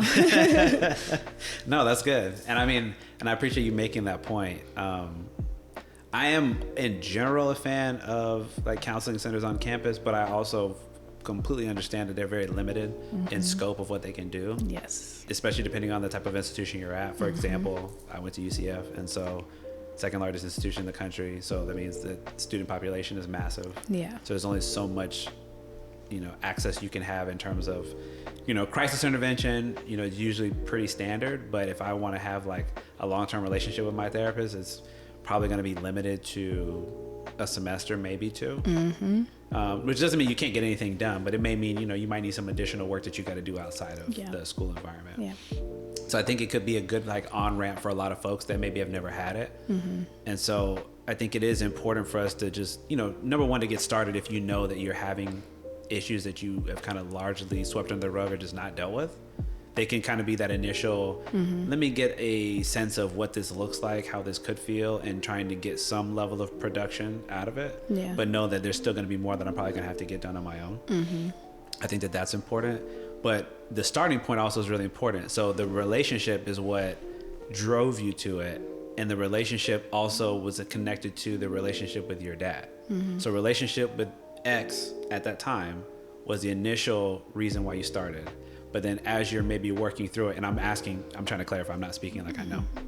And then as you're speaking with them and you're working through the process, you recognize that the relationship with dad is a reflection of why maybe you're dealing with the person that you're dealing with, or some of the issues that you allowed to happen. I think it was more so, I wish I could like actually remember so I can give you like a actual That's okay. definite, I mean, the best yes that you can, no. obviously, it's okay. I want to say, I think it was more so a situation where like well, actually no, because I remember she asked me like what I wanted to work on, and I know that was the guy was like the main thing that I wanted to discuss, but I also knew that I wanted to try to like work through and process this stuff with my dad. So I think like he probably was the catalyst for it, but there was also stuff that I had going on in the back of my mind that I still wanted to address in relation to my dad. Okay. So maybe dad, in and of it, the situations that you had with him at that time, in and of themselves were not enough to get you in the door. Yeah. The boyfriend was. Yeah. But once you got there, you're like, okay, I know I also need to deal with these things too. Okay.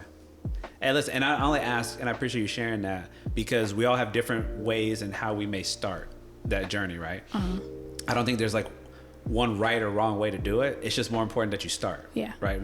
I only ask because I'm curious, because to me, again, a lot of the things that we deal with later on in life are simply a reflection of what we experienced early on in life.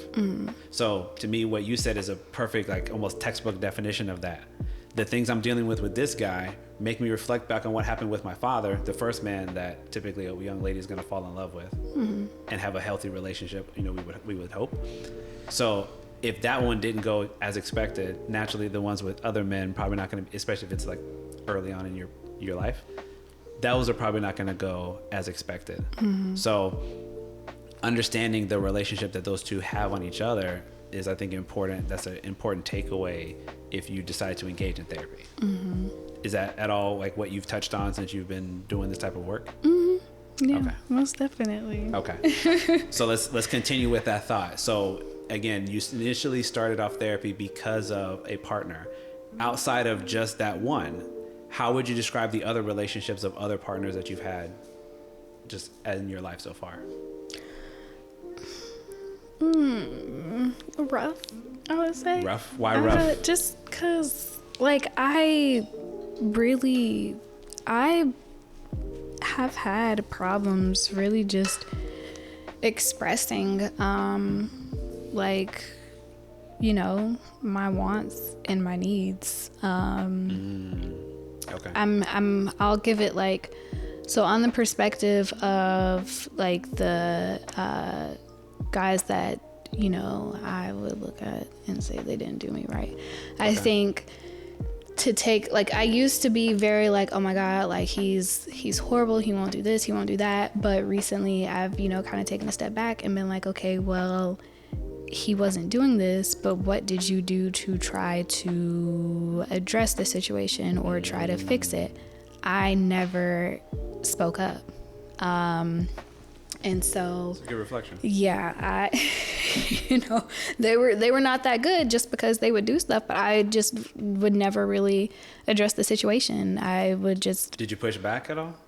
like pushback as far as. So like if they did something that you didn't like or you disagree with, do you sit down and be like, when I say pushback is in terms of confront them and say like, hey, when you did this really bothered me and I would really appreciate it if you would change that behavior or change this approach? From what I can remember, not really. I may have like made like a passive aggressive joke about it or whatever, but for the most part, no, I never really would address it. And that's something that I've tried to do better as far as like expressing like what bothers me and things like that. But yeah, for the most part, I never really said, okay, this is what my issue is. Like, are you going to fix it or whatever? Most of the time, it will literally just be passive aggressiveness. And, they may not have taken me seriously, or I may have gotten, shut down or like gaslit into thinking like I'm just tripping or something like that. Yeah. As far as where I was the downfall of certain situations with guys that I've dated, it was more so what I was saying earlier as far as me acting like he was crazy when he would address something that I would do wrong. So literally like the stuff that I would get mad at guys about, I'd turn around and literally do the same thing. And that's actually something that I just realized with one of the last guys that I was dating or whatever. We weren't in a relationship or anything like that, but I had noticed that like, oh my God, like the same thing that I was doing to so-and-so is literally like what I'm experiencing with this dude. And I'd be like, oh my God, like, is this my karma? Like, what is going on? But, for the most part, it was just me not even being able to necessarily communicate, maybe my side of the situation if he's addressing what the issue was with me, and not even being, at the time, like mature enough to really accept that I was doing wrong. I would make them feel like they were crazy. It's bad, like when I think about it and when I reflect on it, because I'm like, oh my God, like why, the same thing that I'm getting irritated with people about was the same thing that I was doing. But that's good awareness though. Yeah. That's how change happens. When you realize sometimes we create our own dysfunction. And again, it could be perpetuating from like what we experience, right? Like we've already established. But I love that you just said that. And I appreciate the accountability, right? Because I think that is something that is sorely being missed in a lot of cases where, and I'm not thinking this isn't you, this isn't any particular group, but I think we live in a society now where it's very easy and quick for us to judge each other and to put the blame on each other. And it's really hard to just sit there and just really recognize like, hey, I did this and maybe this is why I got the outcome that I got. And maybe I need to make some adjustments in the way that I talk to people, treat myself in order to get the outcome that I want. Yeah. So before I go on a tangent, I want to ask you a follow-up question. If you had to kind of profile the guys that you had dated, right, to a certain degree, what are some things that they had in common that you noticed? Because obviously it didn't work with any of them up to this point, right? What are some things that you noticed, maybe you didn't notice at the time, but you notice now that maybe helped lead to the downfall of those relationships? I feel like it all goes down to communication. Okay. And I also feel like I maybe wasn't as assertive as I feel like I could have been with, of course, going back to like my wants and my needs. So like to the first guy or whatever, I remember one time, like, cause it just could never, it just never worked out. We could never get it right. And I remember there was one time where he had told me, he was just like, just basically like, you're just not aggressive enough with like what you want and what you need. And I was like, so you're not wrong. Like that, I mean, that's basically what he said. 'Cause at that time I was still putting like a lot of the blame for like why things, weren't working out I put a lot of the blame on him. And so he like, a lot of times, neither of us were right. But that was the first time I was like, dang, like I really don't, express like what I want. And so it's like, if neither sides are communicating, like how is any type of progress going to happen? And so it's just, I'm trying to do better on my part, but it's hard when you don't have someone who can communicate in a healthy way. And I'm trying to unlearn a lot of this stuff. So the way that I might address things, like I'm still pretty shy in it. Like I may not be 100% direct with it, but at least I'm trying. And so if you have someone who is not trying at all, who's, not, giving anything, like, I kind of end up just feeling like, okay, well, what am I supposed to do? And I just end up just letting it go. That's a beautiful point. I don't know if everybody caught that, but I will reiterate that point. Relationships take two people. You can't drag it by yourself. I mean, you can attempt to, but you will fail, and you'll fail miserably at it. You need to have both people on the same page who are willing to actually try to work through those issues. And you say communication. Communication, in my experience, particularly with couples, is 99% of the time the issue. There's like a breakdown. They stop talking. Maybe they never spoke about things before. Maybe they got used to sweeping things under the rug, pretending that things don't happen, just kind of let time elapse and hope that we just magically feel better, which is not true, and it does never work. So it shouldn't be surprising then that, again, we find ourselves in these situations that we're in. Like, to me, you made one of the hallmark points that I always like to think about and I want to remind us about. You can't get things that you want that you are unwilling to address and speak about. Yep. One thing that's different between men and women is that men are very direct. Like I've even had female clients, we've talked about this before, and I would always find it kind of funny. They would say things like, I want to leave him the breadcrumb trail and I just want him to kind of figure it out. And I would say, I get where you're coming from, but what I'm thinking about, again, I told you I'm very outcome driven. So I say, how's that working for you? And then they would say, it's not. Like, okay, so why don't we try something different? I'm telling you that the vast majority of us are very direct. When I say us, I mean men. We're very direct. If you want something from us, the best thing you could do is sit us down, look at us, and say, hey, I would like to have a discussion with you. Do you have some time? Yeah, sweetie, sure. What's up? So these things have been going on for a little while now, and it's actually really bothered me for quite some time. And I don't know why, but I've been hesitant to speak about it, but it's really concerned me and it really bothers me. And I really want to figure out a way for us to address this issue so that I don't have to keep feeling like this anymore, because it's making me want to be distant from you. And eventually, if it continued, it would make me want to walk away from this relationship. Right? Yeah. That's direct. That's being assertive. Yeah. But if we're being intentional with people, then we would move like that. We would behave like that. We would engage in that way. Because we understand it is necessary. I understand it might feel unnatural, perhaps, for a woman to have to speak in that way. And we're certainly not saying all women, but in general, it seems to be that men would want that more direct form of communication from that female partner in order to actually address said issue so that we can move forward and hopefully come to a compromise, or realize we cannot determine a compromise and we may need to go our separate ways, but this does not need to get dragged out any further. Yeah. What do you think about that? I agree. It sounds great. I would say that is not something that is not a skill that I have perfected yet, but it works. Agreed. Like it, and I don't disagree with you on anything, because a lot of times, like, the people that I've dealt with, like, they literally need you to literally sit them down and tell them exactly to their face what it is that you want. And that is something that has been a little bit difficult for me, for the one who said, like, I wasn't aggressive enough or whatever.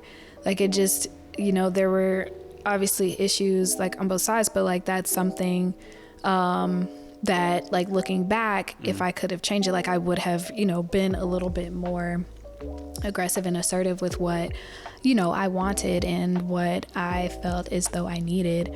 But I agree with you wholeheartedly. And I feel like it could avoid a lot of issues, arguments, this, that, and the third, if that's something that was consistent, like across the board for like everyone. Oh yeah, who you telling? Preach to the choir. I'm with you. I mean, I see that so often, and like I said in my clinical practice, that it's something that just fundamentally bothers me to my core, because I see people who seem very reasonable, very respectful of each other, but what I see that can happen is when you put any two people in an environment where they feel like they either need to withhold information, avoid confrontation, or avoid maybe certain levels of engagement with each other, to me that is a disaster waiting to happen. I don't know when it's going to happen, but at some point it's going to blow up in your face. And I'm simply trying to inform us and give us insight to say it doesn't have to go that way. There's usually one of two outcomes of attempting relationships, right? It works or it doesn't. If I want to know if it's going to work, I need to be willing to lay my cards on the table, right? I got to lay my hand out there and say, this is what I've gone through. This is who I am. This is what I need. This is what I'm looking for. These are some of the goals that I have for myself in my future. Everybody ain't going to gel with that. And that's okay, because we're all different people. Just like everybody doesn't like everybody. Everybody's not attracted to everybody, because we're all different, right? But if I don't lay my hands out there, and I'm not suggesting to do that all on the first date. I'm just saying over time, right? If I don't lay these things out with clear intention and really articulate them to one another, and then you're not doing that with me, there's all this information that I'm missing, right? Let me ask you a question. Do you like making big decisions with limited information? Never. So why would we do that in a relationship? Who knows? Why would I try to make that type of big potential lifelong decision, potential child decisions, right? There's challenges with that, risk there. Why would I do that with limited information? 10, 20, 30% of the information I need to actually have, because we're not talking about the real stuff. What do you want for your future? Do you want a family? Do you want children? If so, how many? When would you like to be married? Do you have a career? Is your career going to be more important than your family? Yeah, those are all good questions. If we don't talk about that stuff and we don't lay that out in the beginning, then aren't we running the risk of just simply running into a wall at some point? And then we might actually hit that point and realize we are actually diverging, and we have been the whole time, but we never discussed it. So we didn't realize we were actually delaying something that was more or less inevitable. Not because we couldn't make it work, because we want different things.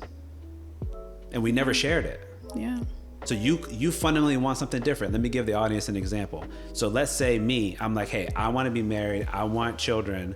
And I want it to happen within the next 4 to 5 years. And then I'm trying to date you, and you're like, hey, I want to pursue my career for the next 9 to 10 years, and maybe I'll get married to you, and maybe I'll give you one child. We never actually discussed that. We discussed that year 3, year 4, year 5, and I'm getting more and more frustrated with you. I'm developing resentment towards you, because I'm like, yo, why are you delaying this discussion? It's really bothering me. I told you this is what I need. But we're not actually engaging in that discussion. So what do you think is going to happen? It's going to end up becoming very hostile. Yep. Instead of us just sitting down and being the adults that we need to be and respectful of what each other's wishes are, but simply laying those points out there. I don't want to waste your time. I don't want my time wasted. So let's be honest about what we need. And if you can't give me what I need, that's cool. Let's keep it moving. It could all be so simple. It could be. I'm not suggesting this is a perfect world, and like there's no challenge here. What I'm saying is most of us, I think, know the longer you engage with somebody, when you eventually separate, if you end up separating from them, it hurts more. Yeah. It's harder. Even if you knew it was unhealthy, it still hurts more. And then on the flip side, I would also make the case that many of us break out of relationships prematurely, and we don't do all the work necessary to make sure it could not work. We kind of make our own decisions internally and assumptions because we don't want to talk about stuff. So we walk away when we actually maybe could have made it work out. But it goes back to what you said. You have to communicate about what's important to you. Any thoughts on that? I agree with, well, let me get towards the mic. I agree with you 100%. It's just, it can be kind of hard sometimes. But I definitely feel as though, like I had mentioned earlier, like a lot of arguments, a lot of disagreements, a lot of breakups could be avoided almost completely if like we had those conversations in the beginning. Yeah. So like you said, it doesn't necessarily have to be the first date, but you know, say like a month in or whatever, you know, you guys are enjoying each other and things like that. You know, you want to have a conversation about like, okay, well, you know, what's going on? Like, what are, like you said, just like asking those different types of questions as far as like their future, what they see for their future and what they have, like, you know, goals and things that like that.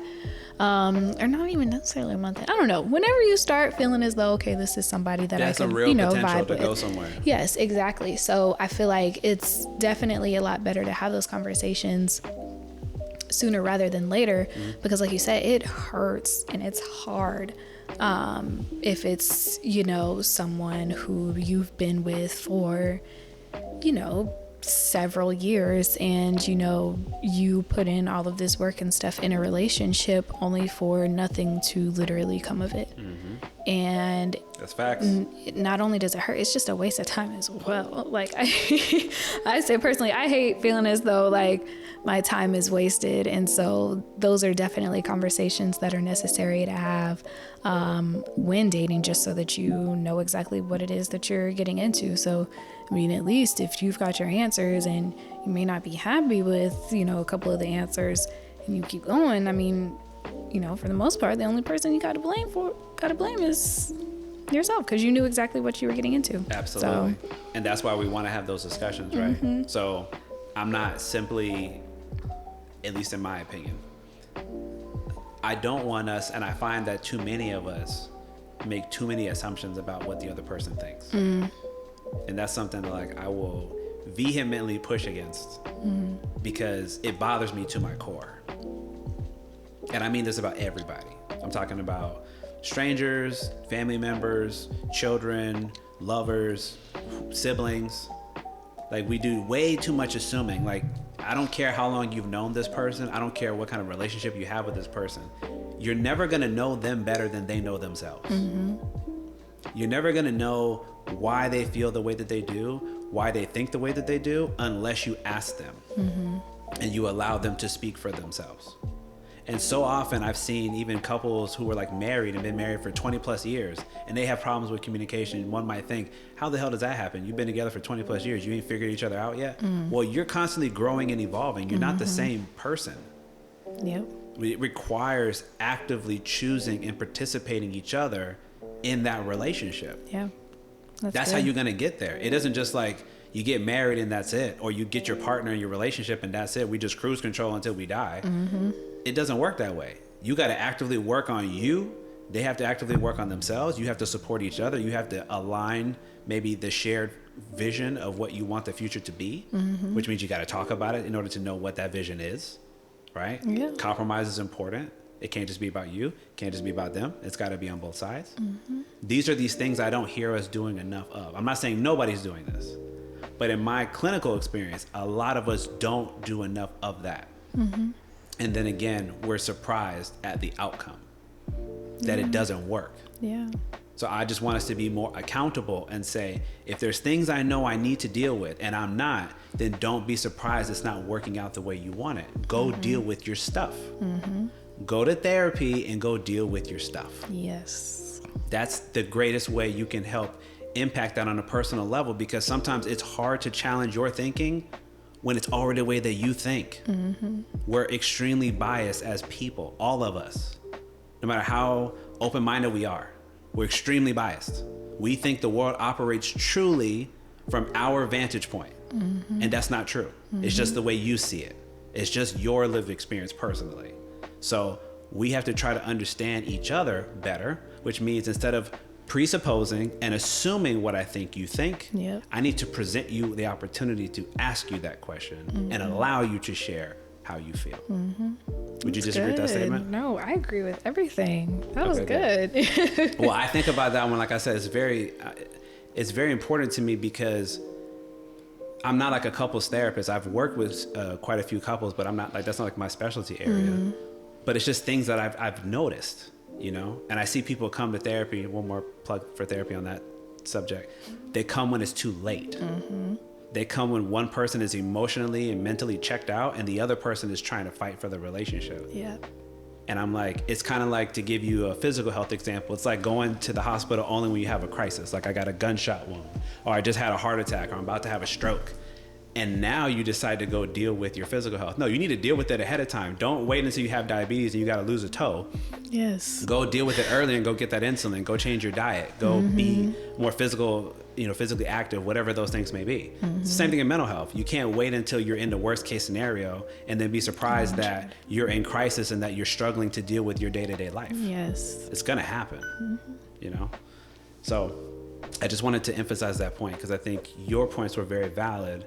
And it makes me see that like on more on the macro level, right? The micro level is individually, we can deal with it. But on the macro level, we need to make sure we make sort of a societal shift and prioritize those things so that we can hopefully get those better outcomes that we want, which is happier and more stable relationships and families. Yes, I agree, 100%. So slightly off topic, but still talking about relationships.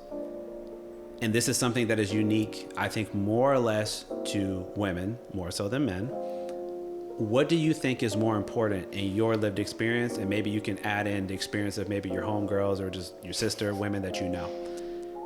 Do you think it's more important to have the validation of a man or a partner that you love and you trust and you admire and you respect?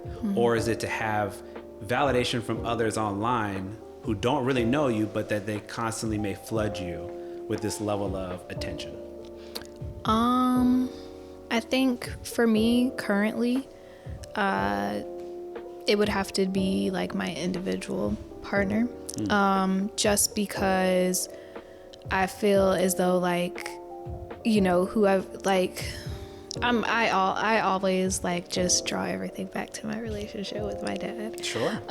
Just because that is, you know, something that I, you know, really wanted from him. My dad is not a very emotional person as far as, you know, showing that love and stuff like that. He's not that, he's really not that person. And so that's something that I've kind of noticed within myself. I'm not very like, you know, lovey-dovey, I guess I would say. Expressive? Yes, exactly. I am not very expressive.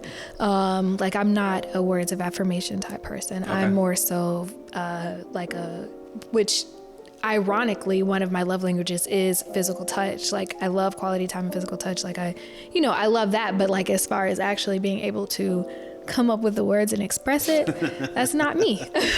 So that is something that I definitely seek in my romantic partners, just because it's not necessarily something that I'm used to and it's not something that I really had growing up. But I will say probably a couple of years ago, not even probably, definitely a couple of years ago, that I cared about the external validation. So like caring about how many likes I get on a post, you know, seeing like, you know, how many people watch my stories, even out, like if there is a night, depending on, you know, the club or the bar or whatever that I would go to when I was in college, I'd be like, dang, like I didn't get no numbers. Like what is going on? Like, you know, certain things like that. And so I know that we're talking about social media and stuff like that, but yeah, I definitely would say a couple of years ago, that's something that was very, very important to me. And looking back on it, it's just, I feel as though that's kind of become one of the reasons why I've started to try to back away from it, more specifically like Instagram, just because, you know, I have like a Twitter and stuff, but I don't really spend too much time on it. TikTok, I use it for like laughs or like, you know, I joke with my friends, like TikTok is like my new Google now. If I'm like looking, if I need to look something up or figure something out. But Instagram is definitely where I used to seek like that crazy attention from like guys I would never give like a time of day, but just feeling that like, oh yeah, like I got these hard eyes, I got these likes, I got the, you know, story reply, this, that, and the third, like that would make me feel good, even though I did not care about, whoever, not saying I didn't care about anybody, but like I didn't really care who it was that would respond, just like the feeling that somebody is responding, that really used to do something for me. But I would say now that I'm older and, my values have, changed and developed and things like that, I would say now I care more so about, my partner. Not to say like, sometimes, that's why I took a social media break, because, I found myself, starting to kind of like slip back into like, okay, well, let's see who watched my story, this, that, and the third, things like that. So yeah, I would say for the most part, it would have to be with like whoever I would care about the validation from, whoever my partner is. As of now, but in the past, it was flipped. Yes, it was definitely flipped. Okay. Let me ask you a follow-up before I give you my thoughts on that. Do you think that because of that potential challenge and risk that there is, uniquely more so to women and to young women out there, do you think it's creating a distorted sense of reality or perception of reality for young women in terms of relationship building with men? Like, if you're used to getting so much validation from other men, maybe you have this sense of entitlement that there'll always kind of be a man for you, no matter what you do or who you are or how you present yourself to the world? That is a very good question. I try to ask good questions. I would probably, honestly, would say yeah. Just because I don't know. I think I would probably just say yes, just because like if you're so used to having like this certain type of attention or whatever, you're always going to expect it. Like if it's something that has been pretty consistent throughout like all of your developmental years and things like that, if something happens one day and that ends up, not being the case anymore, I can imagine just how, detrimental or whatever it may be to somebody's mental health. So I would say, for the most part, yes, but I don't know, I feel like it's kind of like a case-by-case situation too, because some people may be, more grounded in themselves in the sense to like not necessarily depend on that. Does that make sense? No, it does. But do you think, so let's try to put the outliers to the side. If you had to make more of a generalization, do you think that more women, more often than not, especially more younger women, not saying older women don't too, but particularly more younger women, somewhere between, let's say 15 to 27, do you think that there's a possibility that they are developing a sense of entitlement in terms of the validation that they have been getting maybe for a period of time, and when they're ready, this is the key word, when they're ready to be in a serious relationship, thinking that those options that maybe that they had previously in terms of the attention that they had, that it will always be there, the type of man that they would want, not, to your point, not just getting attention from guys that you would never give the time of day to your point, but the guy that you would actually want when you're ready to settle down, maybe you're ready to have that family, you're ready to have those kids. Do you think that it's creating sort of a distorted perception that it doesn't matter whenever I'm ready to settle down, when I'm ready, he will be there? I would probably say yes. And I feel like it's because of the things that we are being fed as far as just the cult. I'm trying to figure out the safest way to say this. Okay. We're allowed to make mistakes, by the way, so please don't attack anybody just because we might misspeak. Yeah. I think with the way, and reel me back in if this is like off, like not necessarily exactly how it's supposed to be answered, because I know like either way, if I go off the tangent, just reel me back in.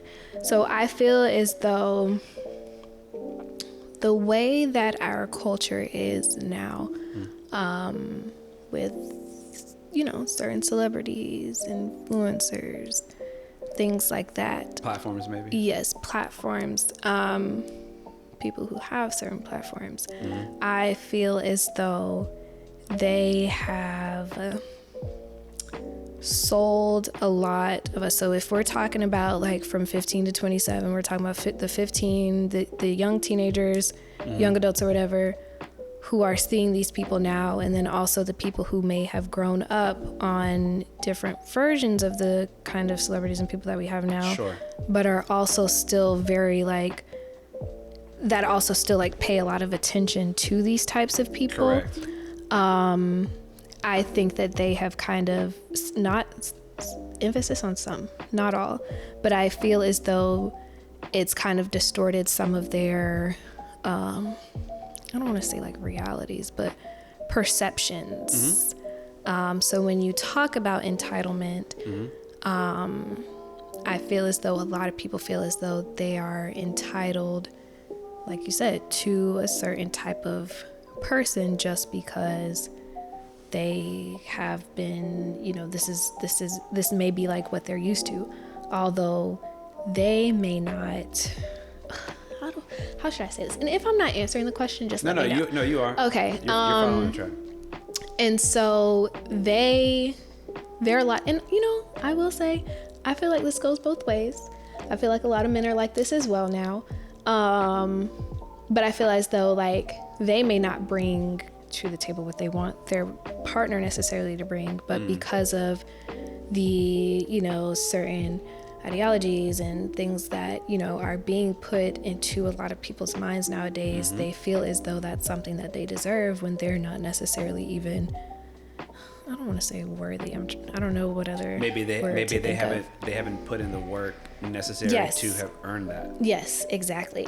So I say all that to say, yes, there is a sense of entitlement, but I feel like it has a lot to do with the stuff that we are being fed as far as media and things like that. Does that answer the question? No, you're definitely on those lines, and I know, and I appreciate you trying to answer it. It's a very nuanced discussion, right? So I'm not, just to reiterate for anybody who may try to mischaracterize me, I'm very much pro women and pro them being able to be their most authentic versions of themselves, to be able to take care of themselves, to be able to be self-sufficient, to be able to be highly educated. I support all of that. So there's no MO of me trying to make this point. But the reason why I bring it up is because, particularly when it comes to relationship building, right, from the man side. So we know that historically in heterosexual relationships, men are the pursuers, meaning women get the first chance to reject, right? What I'm seeing and what I'm hearing from a lot of creators, a lot of young men, older men, middle-aged men that have their stuff together, men that are early on in the process, and young men that are scared of the prospects of the future, that it's getting harder for people to link together. It's getting harder for people to have reasonable expectations that in the past wasn't quite so difficult to understand. Yeah. I do think social media might have played a significant role in that, because of what you were just talking about, with the level of attention that a lot of young ladies can get through platforms like Instagram and TikTok and OnlyFans, you know, to be fair. And so it's not simply to say one or the other, like that inherently makes it bad and we should shut it down. Like I understand that there can be great uses for those platforms, so I'm not anti them, but I want us to understand how it might be, again, to your words there, kind of distorting our perception. Because if I have this idea that I have unlimited time, I'm going to go back to a comment you mentioned quite some time ago about I'm getting a little bit older, I'm trying to be mindful of my time, I want to make sure I can make something happen, right? When I hear you say that, I hear more intentionality behind those words. Meaning, I don't want to spend more of my time kind of hoping that something's going to happen. I need to put some stuff into motion to increase the likelihood that it's going to happen, right? Yeah. And intentionality to me is the key word there. On the flip side, if I'm used to getting all this attention, which again, to be fair, the vast majority of men do not know what that feels like. The vast majority of us will never know what that feels like, because that is just a disparity between men and women. Women are the ones pursued, men are typically the pursuers for heterosexual relationships. So if that's the way the paradigm has sort of shifted now, where now you can get flooded and inundated with all of this extra attention, it can lead maybe one to think this will never end. I will always have access to this plethora of individuals and these options and these opportunities, even if it's from individuals that I don't truly desire. Right? Yeah. The question I would ask, actually there's twofold, and you don't necessarily have to answer them, but these are the questions I've asked, and I've had some of my female clients ask me these questions. The men that I want, what do they want? Which I think a lot of times we're not thinking about that. Because again, women don't typically, I think, have to think about what we want, because we're the ones that come for you. So the guys that I want to take serious, what do they want from a partner? What are they looking for, right? And then on the flip side, for the ones that I'm kind of dabbling in social media, dabbling in these platforms, what have you, what might be the potential risk and impact the longer I'm on these platforms and the way that I present myself to the world in terms of my dating options? So what I mean by that is saying like this. Let me give you an example of something me and one of my old clients had discussed. So she was very much like in your age demographic, and she was talking about how she knew that she wanted to be married in the next 4 to 5 years. She was still getting ready to go to grad school, but that's something that she knew very consciously she wanted, and also wanted to have children. So one day we were discussing, and she brought up and wanted me to review her Instagram profile. And I don't typically I don't stalk my clients. It's just she brought it up. She wanted me to look at it. I was like, okay. And she wanted my feedback from a man's perspective, how do I come across, right? And one thing I immediately recognized that I think, again, it's just maybe slightly different from men and women, is that there's somewhat of a dissociation, meaning there's not a connection between how I portray myself online and who I am in real life. I think there's some women out there who think that they're two different people. And for us as men, you're the same person. Whatever you put out there on your public platform is how we're judging you. Yeah. Because this is how you're demonstrating who you are to the world, right? And so I'm not going to get into all her details, but the point was she had some photos that I looked at and I said, hey, this is what I would tell you. If I was you and I'm saying I'm a woman that wants to be taken seriously by a man who wants to commit to me and give me want to be my husband one day, it matters how I portray myself on these public platforms. It matters how I conduct myself. It matters how I carry myself. So I pointed out some things and I said, if I was you, based on what you said you want, I would change these things. I would probably remove them. Because I think it's not going to make a man want to take you serious based on how you're choosing to portray yourself here.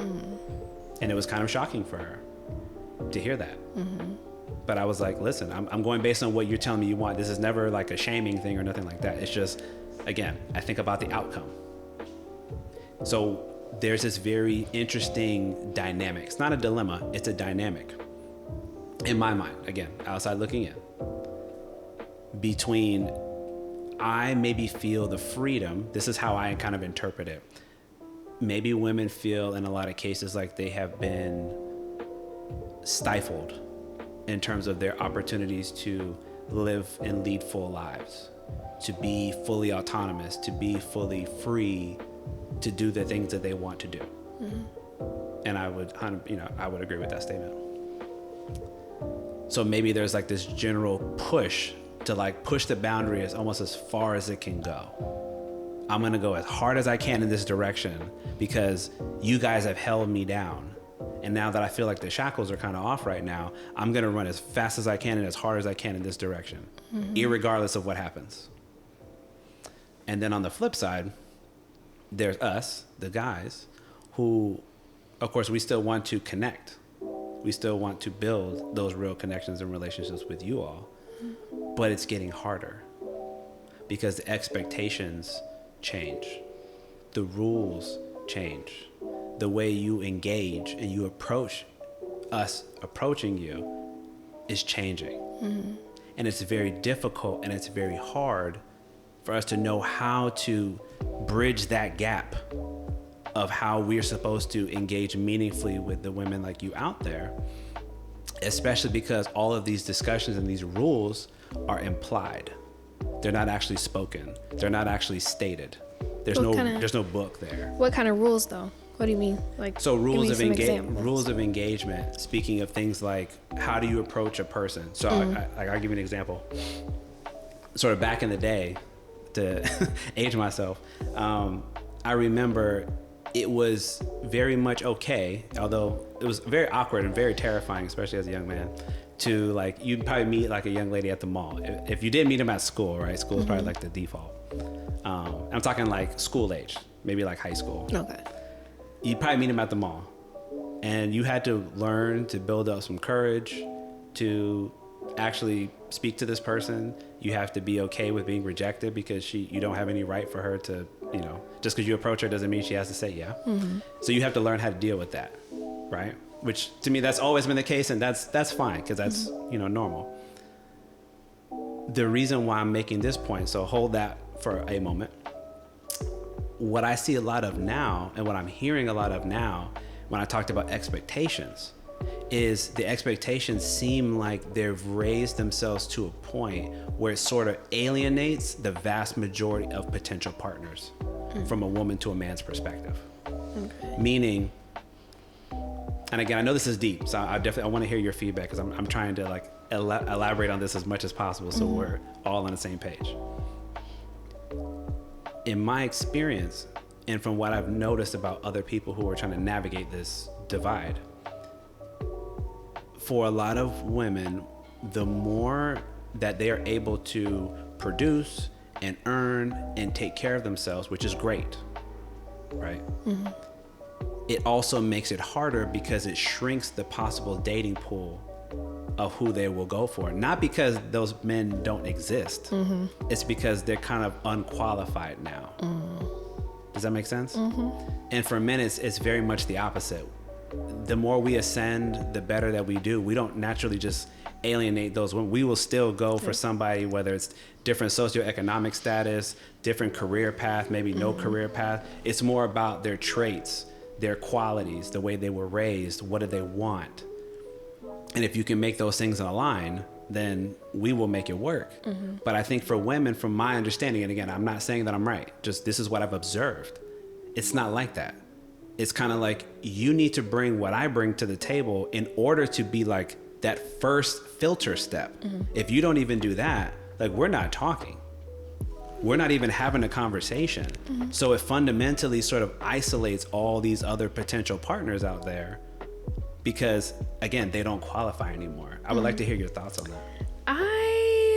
I don't like, I hear you and I understand just because like I feel as though, and it's so funny that our conversation has come this way because my friends and I talk about this all the time just because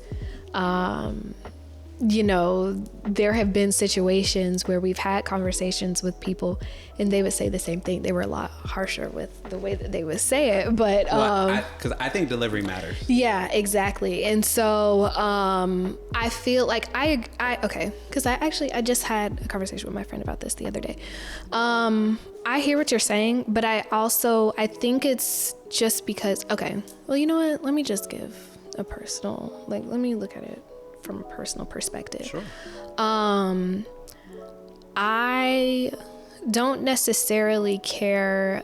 I'd say I personally don't necessarily care about just, I don't want to say I don't care about success or whatever, but the person doesn't necessarily have to be like a super successful type person for me to necessarily be interested in them. For me, I care about the emotional aspect of things, but I also care about like the drive. Can I ask you real quick just to make sure, because I want us to also define those things. What do you mean when you say drive? Drive as far as just like, you don't necessarily have to never mind. Because I was gonna say, like, I'm not necessarily saying I'm looking for somebody that is on my level, but like you have to have some sort of like motivation or want to like, do more or be more or like, do what you want to do. But that's also to an extent, because I have dated people that have been so focused on continuing to elevate and things like that to where it has not worked out because they couldn't provide like the emotional aspect for me. And I feel myself like getting kind of off track a little bit, but no. I would say for the most part, like I hear what you're saying. But it sucks that like, it seems like I feel like nowadays, like that's kind of what the majority is seeming like. Although, you know, there's still a couple of us out there that don't necessarily care about that. No, sure. We're definitely not profiling. Oh yeah. When I make that statement, I'm definitely not trying to say everybody's like that. I only make that point because it's just very common now. I think it's a very common experience, and also because, and I'm saying this uniquely because men historically, we don't talk about things in general. So we're definitely not going to talk about these type of things that we might be struggling in, because it's already like in the field of emotions, which we're already very nervous about speaking on. But it doesn't mean that we're not feeling them. It doesn't mean that there's not a lot of, you know, lonely guys out there who would love to be somebody's partner, but maybe are not being afforded the opportunity, not because they have no drive, they have no ambition, but they're not kind of at this level that maybe a lot of women out there may expect this man to be at now. Maybe the ball has moved where maybe average,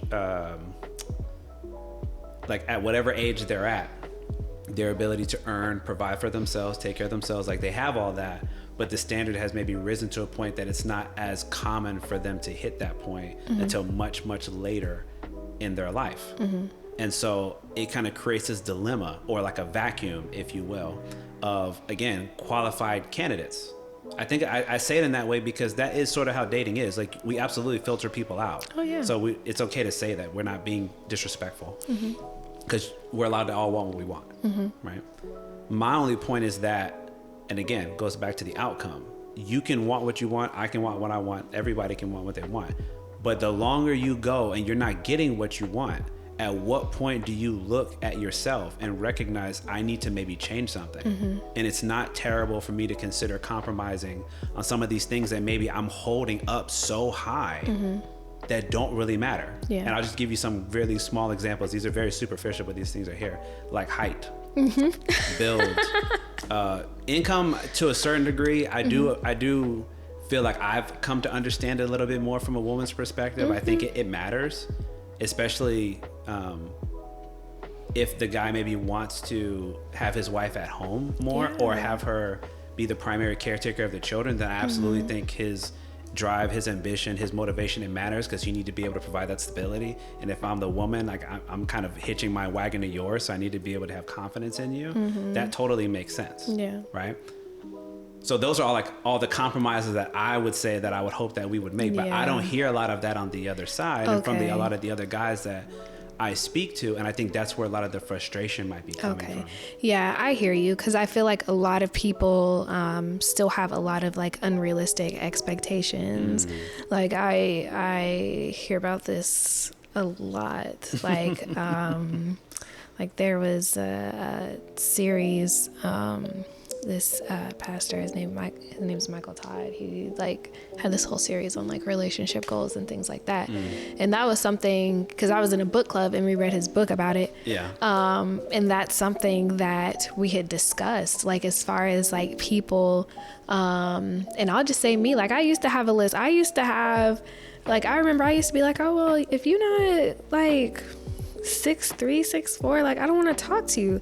And I like, you know, you got to take a step back, because like he's not going to, like, I don't know, that's where a lot of the compromise comes in. Because the person that you might end up with, the person that is going to treat you well, somebody that you're really going to create a connection with, they're not going to have all of the boxes. And I think it's important for us to remember, like, we don't necessarily have to settle, but we also just can't have unrealistic expectations of what our partner can be like. So like, you know, I will agree with you on the salary standpoint, just because like right now I'm making the most money that I've ever made or whatever, but I still am in the social work mental health field. So it's like, you know, if I'm looking for a partner, I do, you know, want someone that would, like, if we're discussing like long term as far as like marriage and family and things like that, that is something that I want to have, as far as like a man like be the provider and stuff like that, just because, you know, personally, I don't necessarily want to work for 30 more years. So, which by the way, and again, I'm not I don't shame people on either side of the spectrum, right? I think that's okay. I think that's totally okay to say, like, I don't want to have to. I'm not saying you're suggesting this, but like, I don't want to do backbreaking work.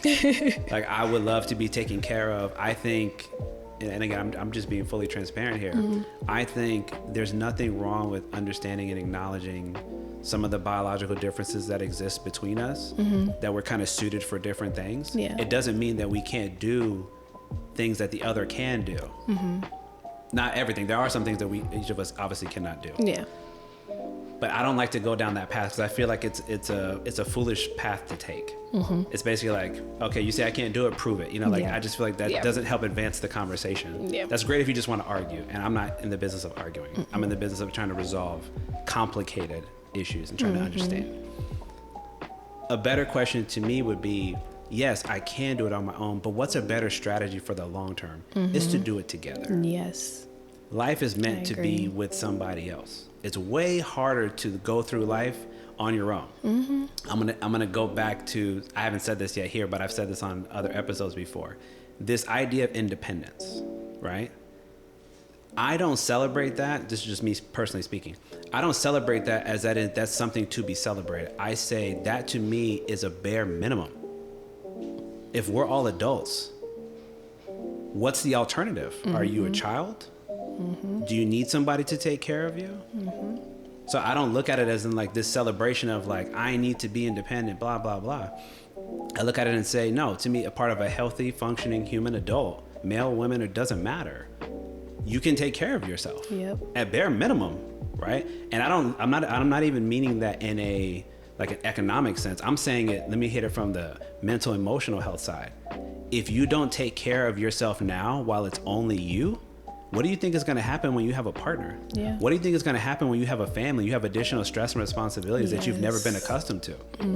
You think you're going to get better at taking care of yourself, or it's going to be harder to take care of yourself? And a lot of the struggles that you deal with are probably going to come up, and it's, I don't know, it'll just go back to like the issues we were talking about with family earlier. It's just going to be like a never-ending cycle. Correct. So I agree with you 100% on that. So I see how that happens, and again, I'm not anti any one group or any one type of person. I'm just simply pointing out, like, the conversation doesn't start or end there. That can be a part of it. But there's so much more substance to that I think that we're just missing when we talk about this. Yeah. And I'm very sensitive to both sides and thinking about what do men want, what do women want, and trying to, again, really be a bridge. Really trying to understand, I am not a woman. I'm never going to be a woman. I want to learn what is it that you all have concerns about, that you worry about, that you want for the future. And it's going to be slightly different for each person, but there's a lot of things that are inherently common because a lot of it is biological. Particularly when we talk about family building and child rearing. And for men, there's certain expectations that's pretty common for us too. That for the most part, many of us are okay with being providers, being leaders to a certain degree, not that you steamroll your partner. Yeah. There's a lot of talking points I hear people use, great for creating frustration, but not great for actually resolving stuff. It's not either or. When we have these very nuanced discussions, we do them very black and white. We live in extremes. It's like women have ultimate freedom. Women got to be housewives that have no rights. And it's like, come on, man. There's a whole spectrum here of stuff in between. Stop trying to paint it in one way or another. Yeah. The same way for men. It's like people use the word, and I've finally started discussing it, toxic masculinity. Is everybody toxic? No. And a lot of people don't even know how to define what that even means. Or I'm like a pushover, and I'm not assertive, and I don't know how to get what I want out of life, and I'm lazy. There's a whole lot of stuff in these different ranges. I want us to talk more about what we call the gray, right, in mental health. There's a lot of stuff that's gray. It's not black and white. Yeah. So when we talk about these nuanced discussions around relationship building and expectations, I'm trying to decouple and really unravel a lot of why it's so hard now for people to connect with each other.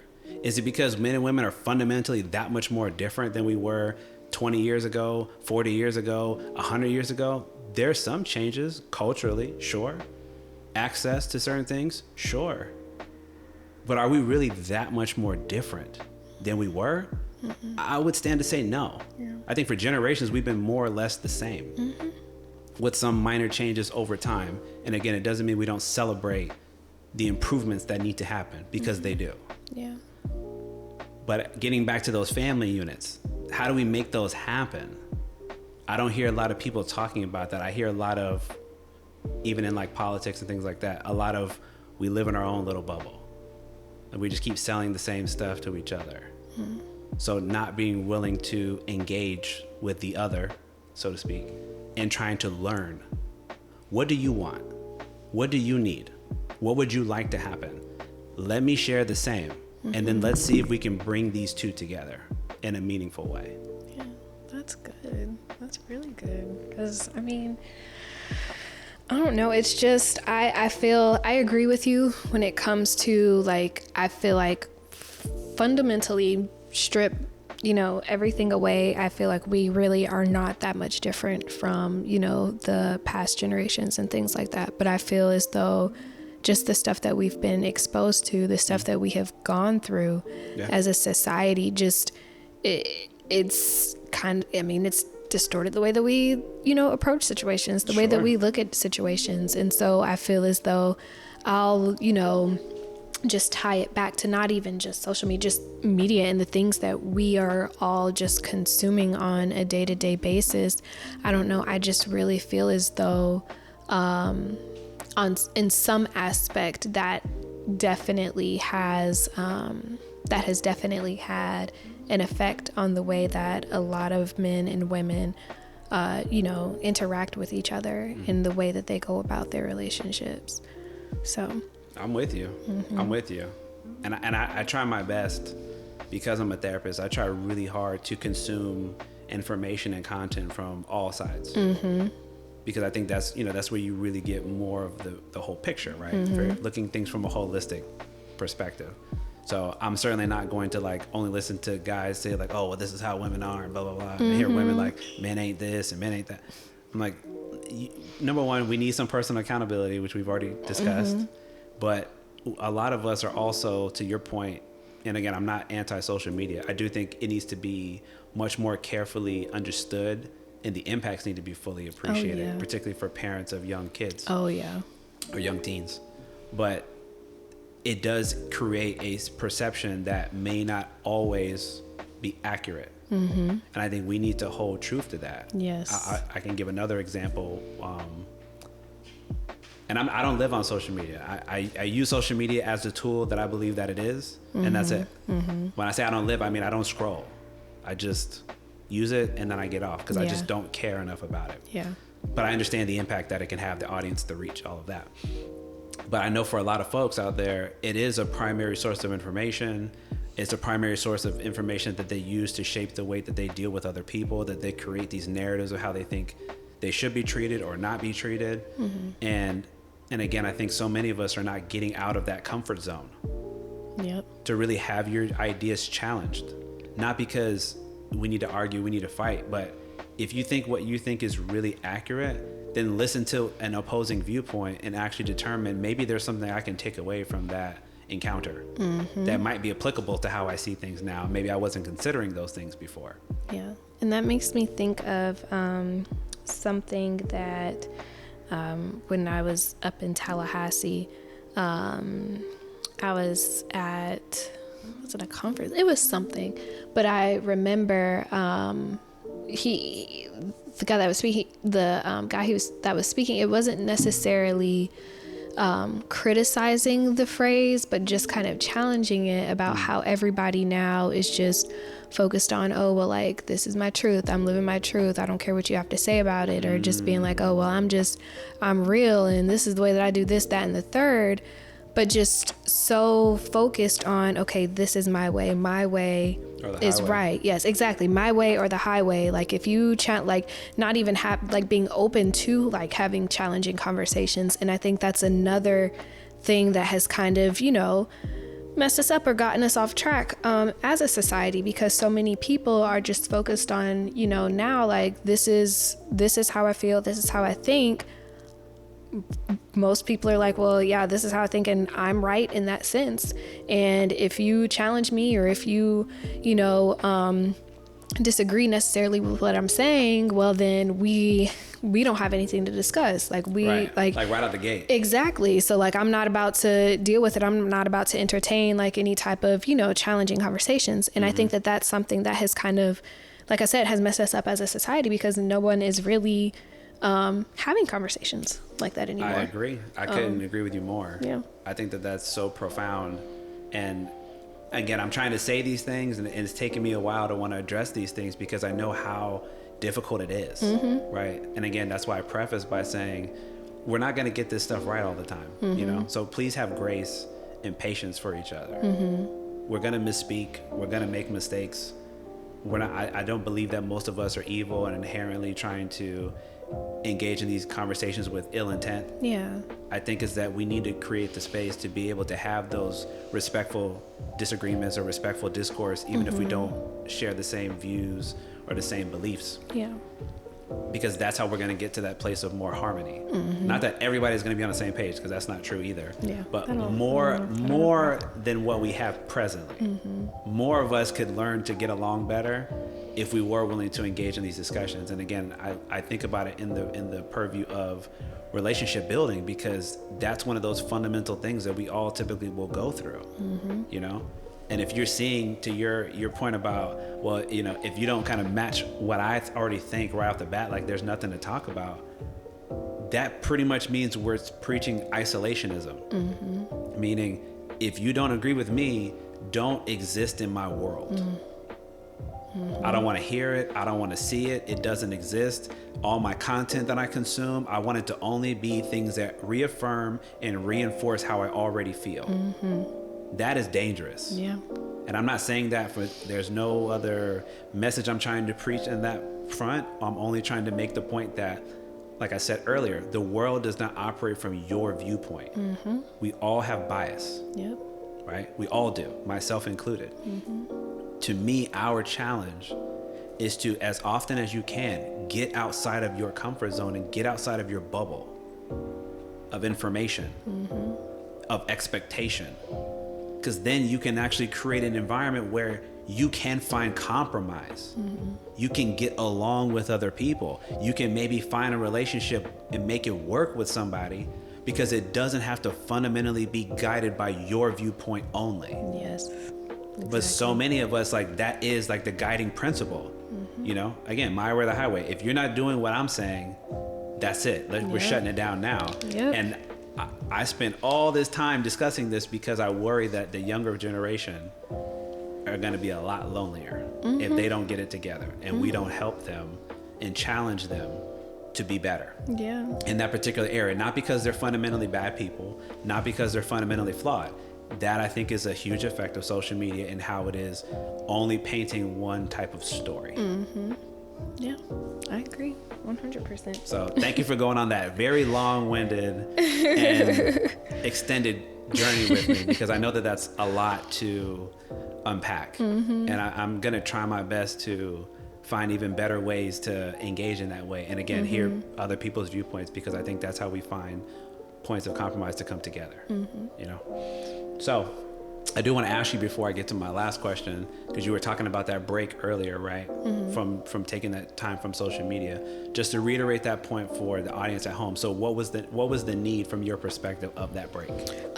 So for the need, so basically I'll start it off as far as like at the beginning of the year. Every year I do like a fast or whatever. So, from specific type of foods or whatever, this, that, and the third.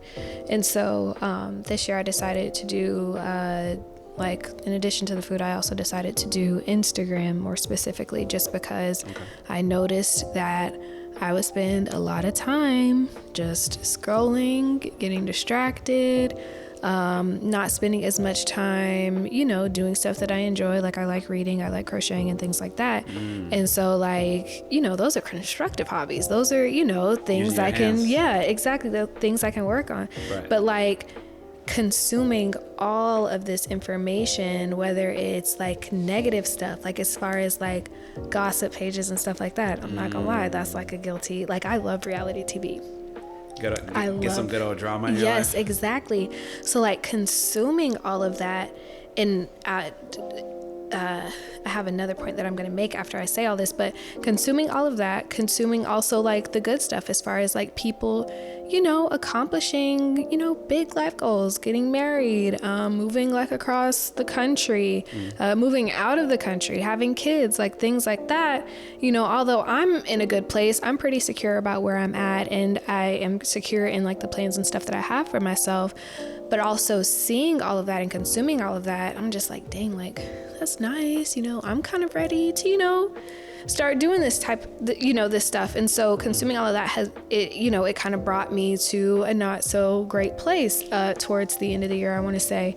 And so that's why I decided to take a break from social media. And so that lasted from January 2nd until I want to say it was like February 4th. That was the longest I had ever gone. Like I completely deactivated my account. I know sometimes like I would delete the app, but I would like go on like Safari or something like on my phone, like on the actual Instagram website, and just literally just look through stories. You just changed the access point. Exactly. And so that was the first time I had ever just had completely gone dark.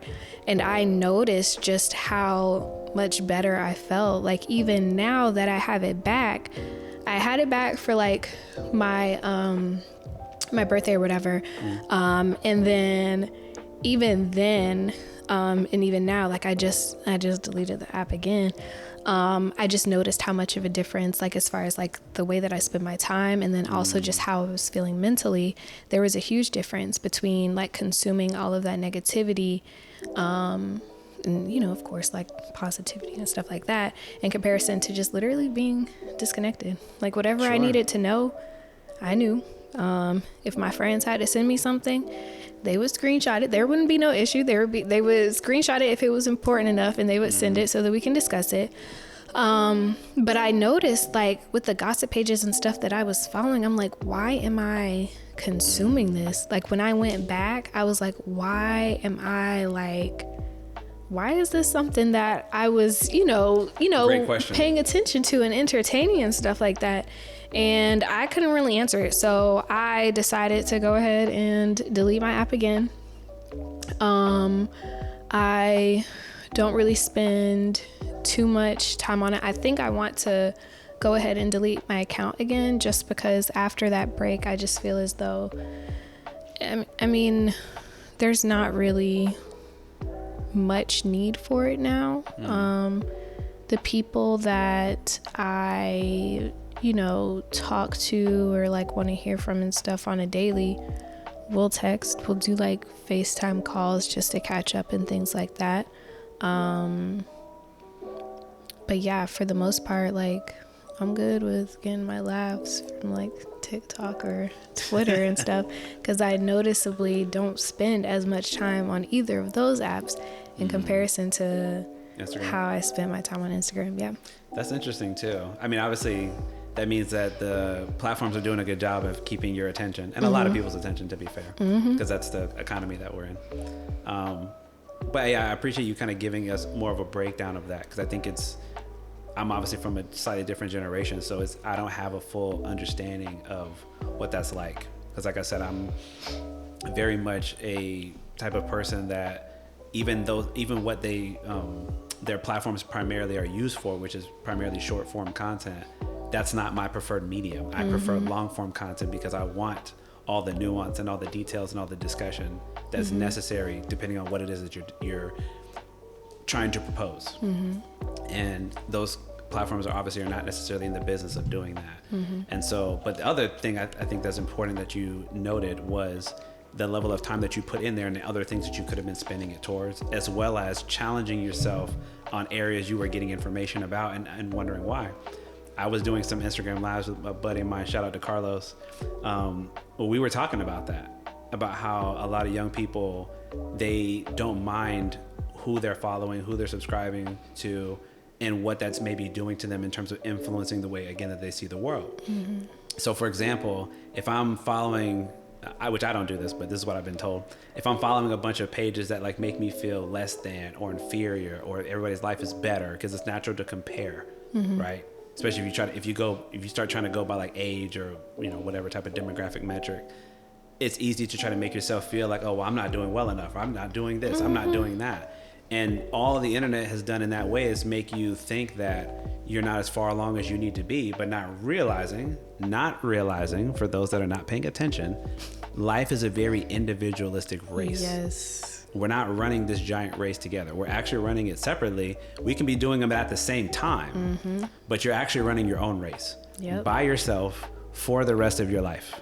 Literally. So it's all individual journeys. It doesn't matter what your friends are doing. I used to make this example, like literally the day you graduate high school, and you can say before, but at the bare minimum, the day you graduate high school, you're on your own journey. It literally does not matter what your friends do and what you do. Yep. Some people are going to take longer to get to where they want to go. Some people are going to get it faster. Some people are going to change paths. Some people are going to change careers. Some people aren't going to make it to, you know, any long-term longevity of their life because of whatever, you know, may happen. So to lose ourselves in this concept of like, I need to be them, I need to be better, I'm competing with you guys, it's nonsensical. Because all you're doing is making yourself feel like you're unworthy of certain things, or there's this inherent competition that you need to have. So maybe you start creating this kind of oppositional relationship with folks, like, or you don't want to help other people because you feel like if you help them, it's holding you back. Yep. Instead of what I would say, help everybody. It will come back to you because people appreciate that. That's what people don't realize. Yeah, it's not about like, there's plenty of different levels of success, and defining what that even means to you, I think is really important. But I understand that for some folks out there, especially the younger ones, it's harder to separate that when you're kind of raised in this environment where you feel like your pool of peers is not just your local community, it's also the global community that's in your age group, or even across the country, even if you don't want to look at it from a global perspective. So I recognize that it's different. So for example, that's why my son will not have access to social media until he's probably 18 years old. In fact, I just gave him his first phone last year when he turned 11. But I monitor it for that reason. Yeah. Because it's hard enough being a kid.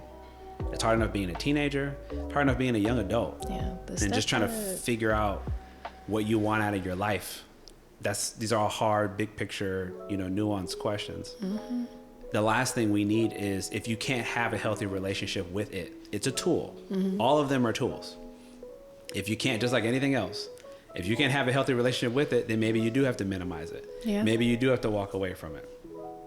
Whatever that may mean. But, just being accountable and being responsible, I think is something that we need to have more nuanced discussions about, because I think we're not really appreciating how much it's actually impacting the way that we carry ourselves, both when we're young and then even, like you said, even up to your age. Yeah, I agree. 100%. So again, another deep dive into stuff, but more has to be done. But you've covered a lot of important issues, particularly on the romantic side, and discussing a lot of the challenges, like you talked about already at length, with communication and how it's been difficult for you because of the way that you grew up and not really feeling like you could assert yourself because of the relationship with your father and all of that. And I think that that's important for us to also remember, that, like we said, the things that you don't express, you can't expect a person to just magically know, and they're not going to know how to do those things. And then you're just kind of be upset about it a lot because you're not getting your needs met, and you're not able to express them in a healthy way. So communication to me is one of those things I always want to make sure I drive home every time we're talking. It's a reason why we're talking, but it's also just to emphasize that point. We can always get better at it. It's not like a skill you ever perfect, in my opinion. Oh yeah. You just keep trying to get better every single time. So when we have these deeper discussions, I'm hoping I get better at articulating them and asking you follow-up questions, so everybody can gain some insight and some value, including me. That's good, yeah. But I want to close on happier notes.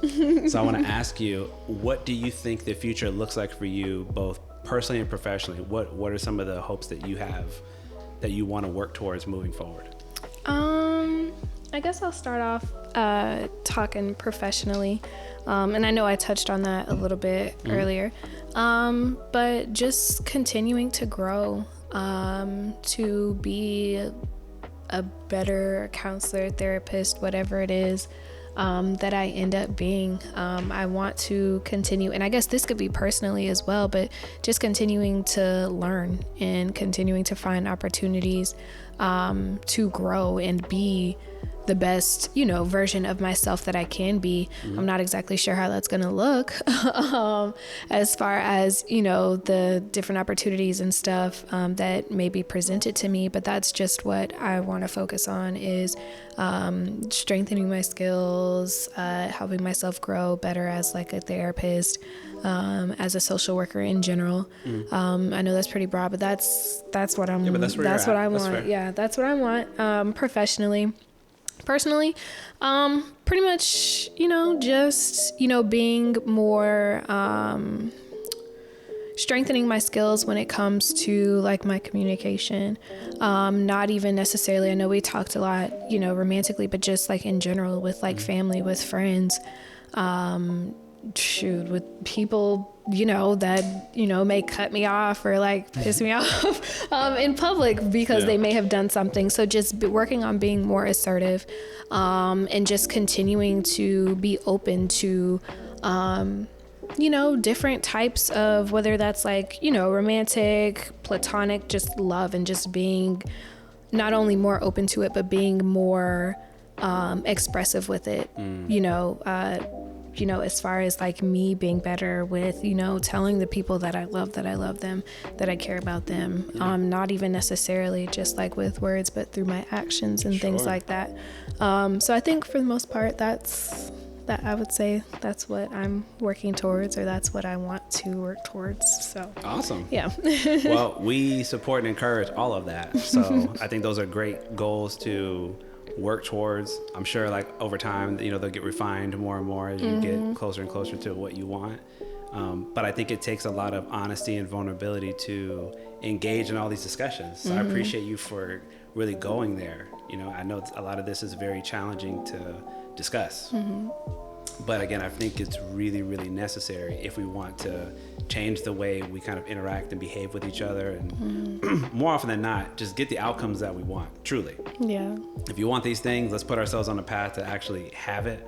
I think we will be happier as a people, as a society. But I know that it's going to take a considerable amount of time. So I appreciate you for being a sounding board and sharing a lot of your insight and lived experience and expertise, because I think we can all gain something from that, particularly anybody who may have been watching who might have resonated with your story. Yes, well, thank you so much for giving me the opportunity. This has been wonderful. Good. I hope definitely reflective. I hope so. I always gain a lot from it too. So if you out there gain some insight and perspective from this, please consider liking and subscribing and commenting, because it's very challenging to produce a lot of these different types of discussions, not because it's not discussed or it's not wanted. It's because it's so difficult sometimes to find people who really want to engage in this meaningful way. But I'm here for it. I hope everybody who did gain something from that to do their own time reflecting and trying to gain some insight from something maybe that I've shared, that you shared, and maybe be able to apply it to their own life. But regardless, again, I thank you. I thank everybody who may have watched or listened. And we're going to sign off. So until next time, peace out.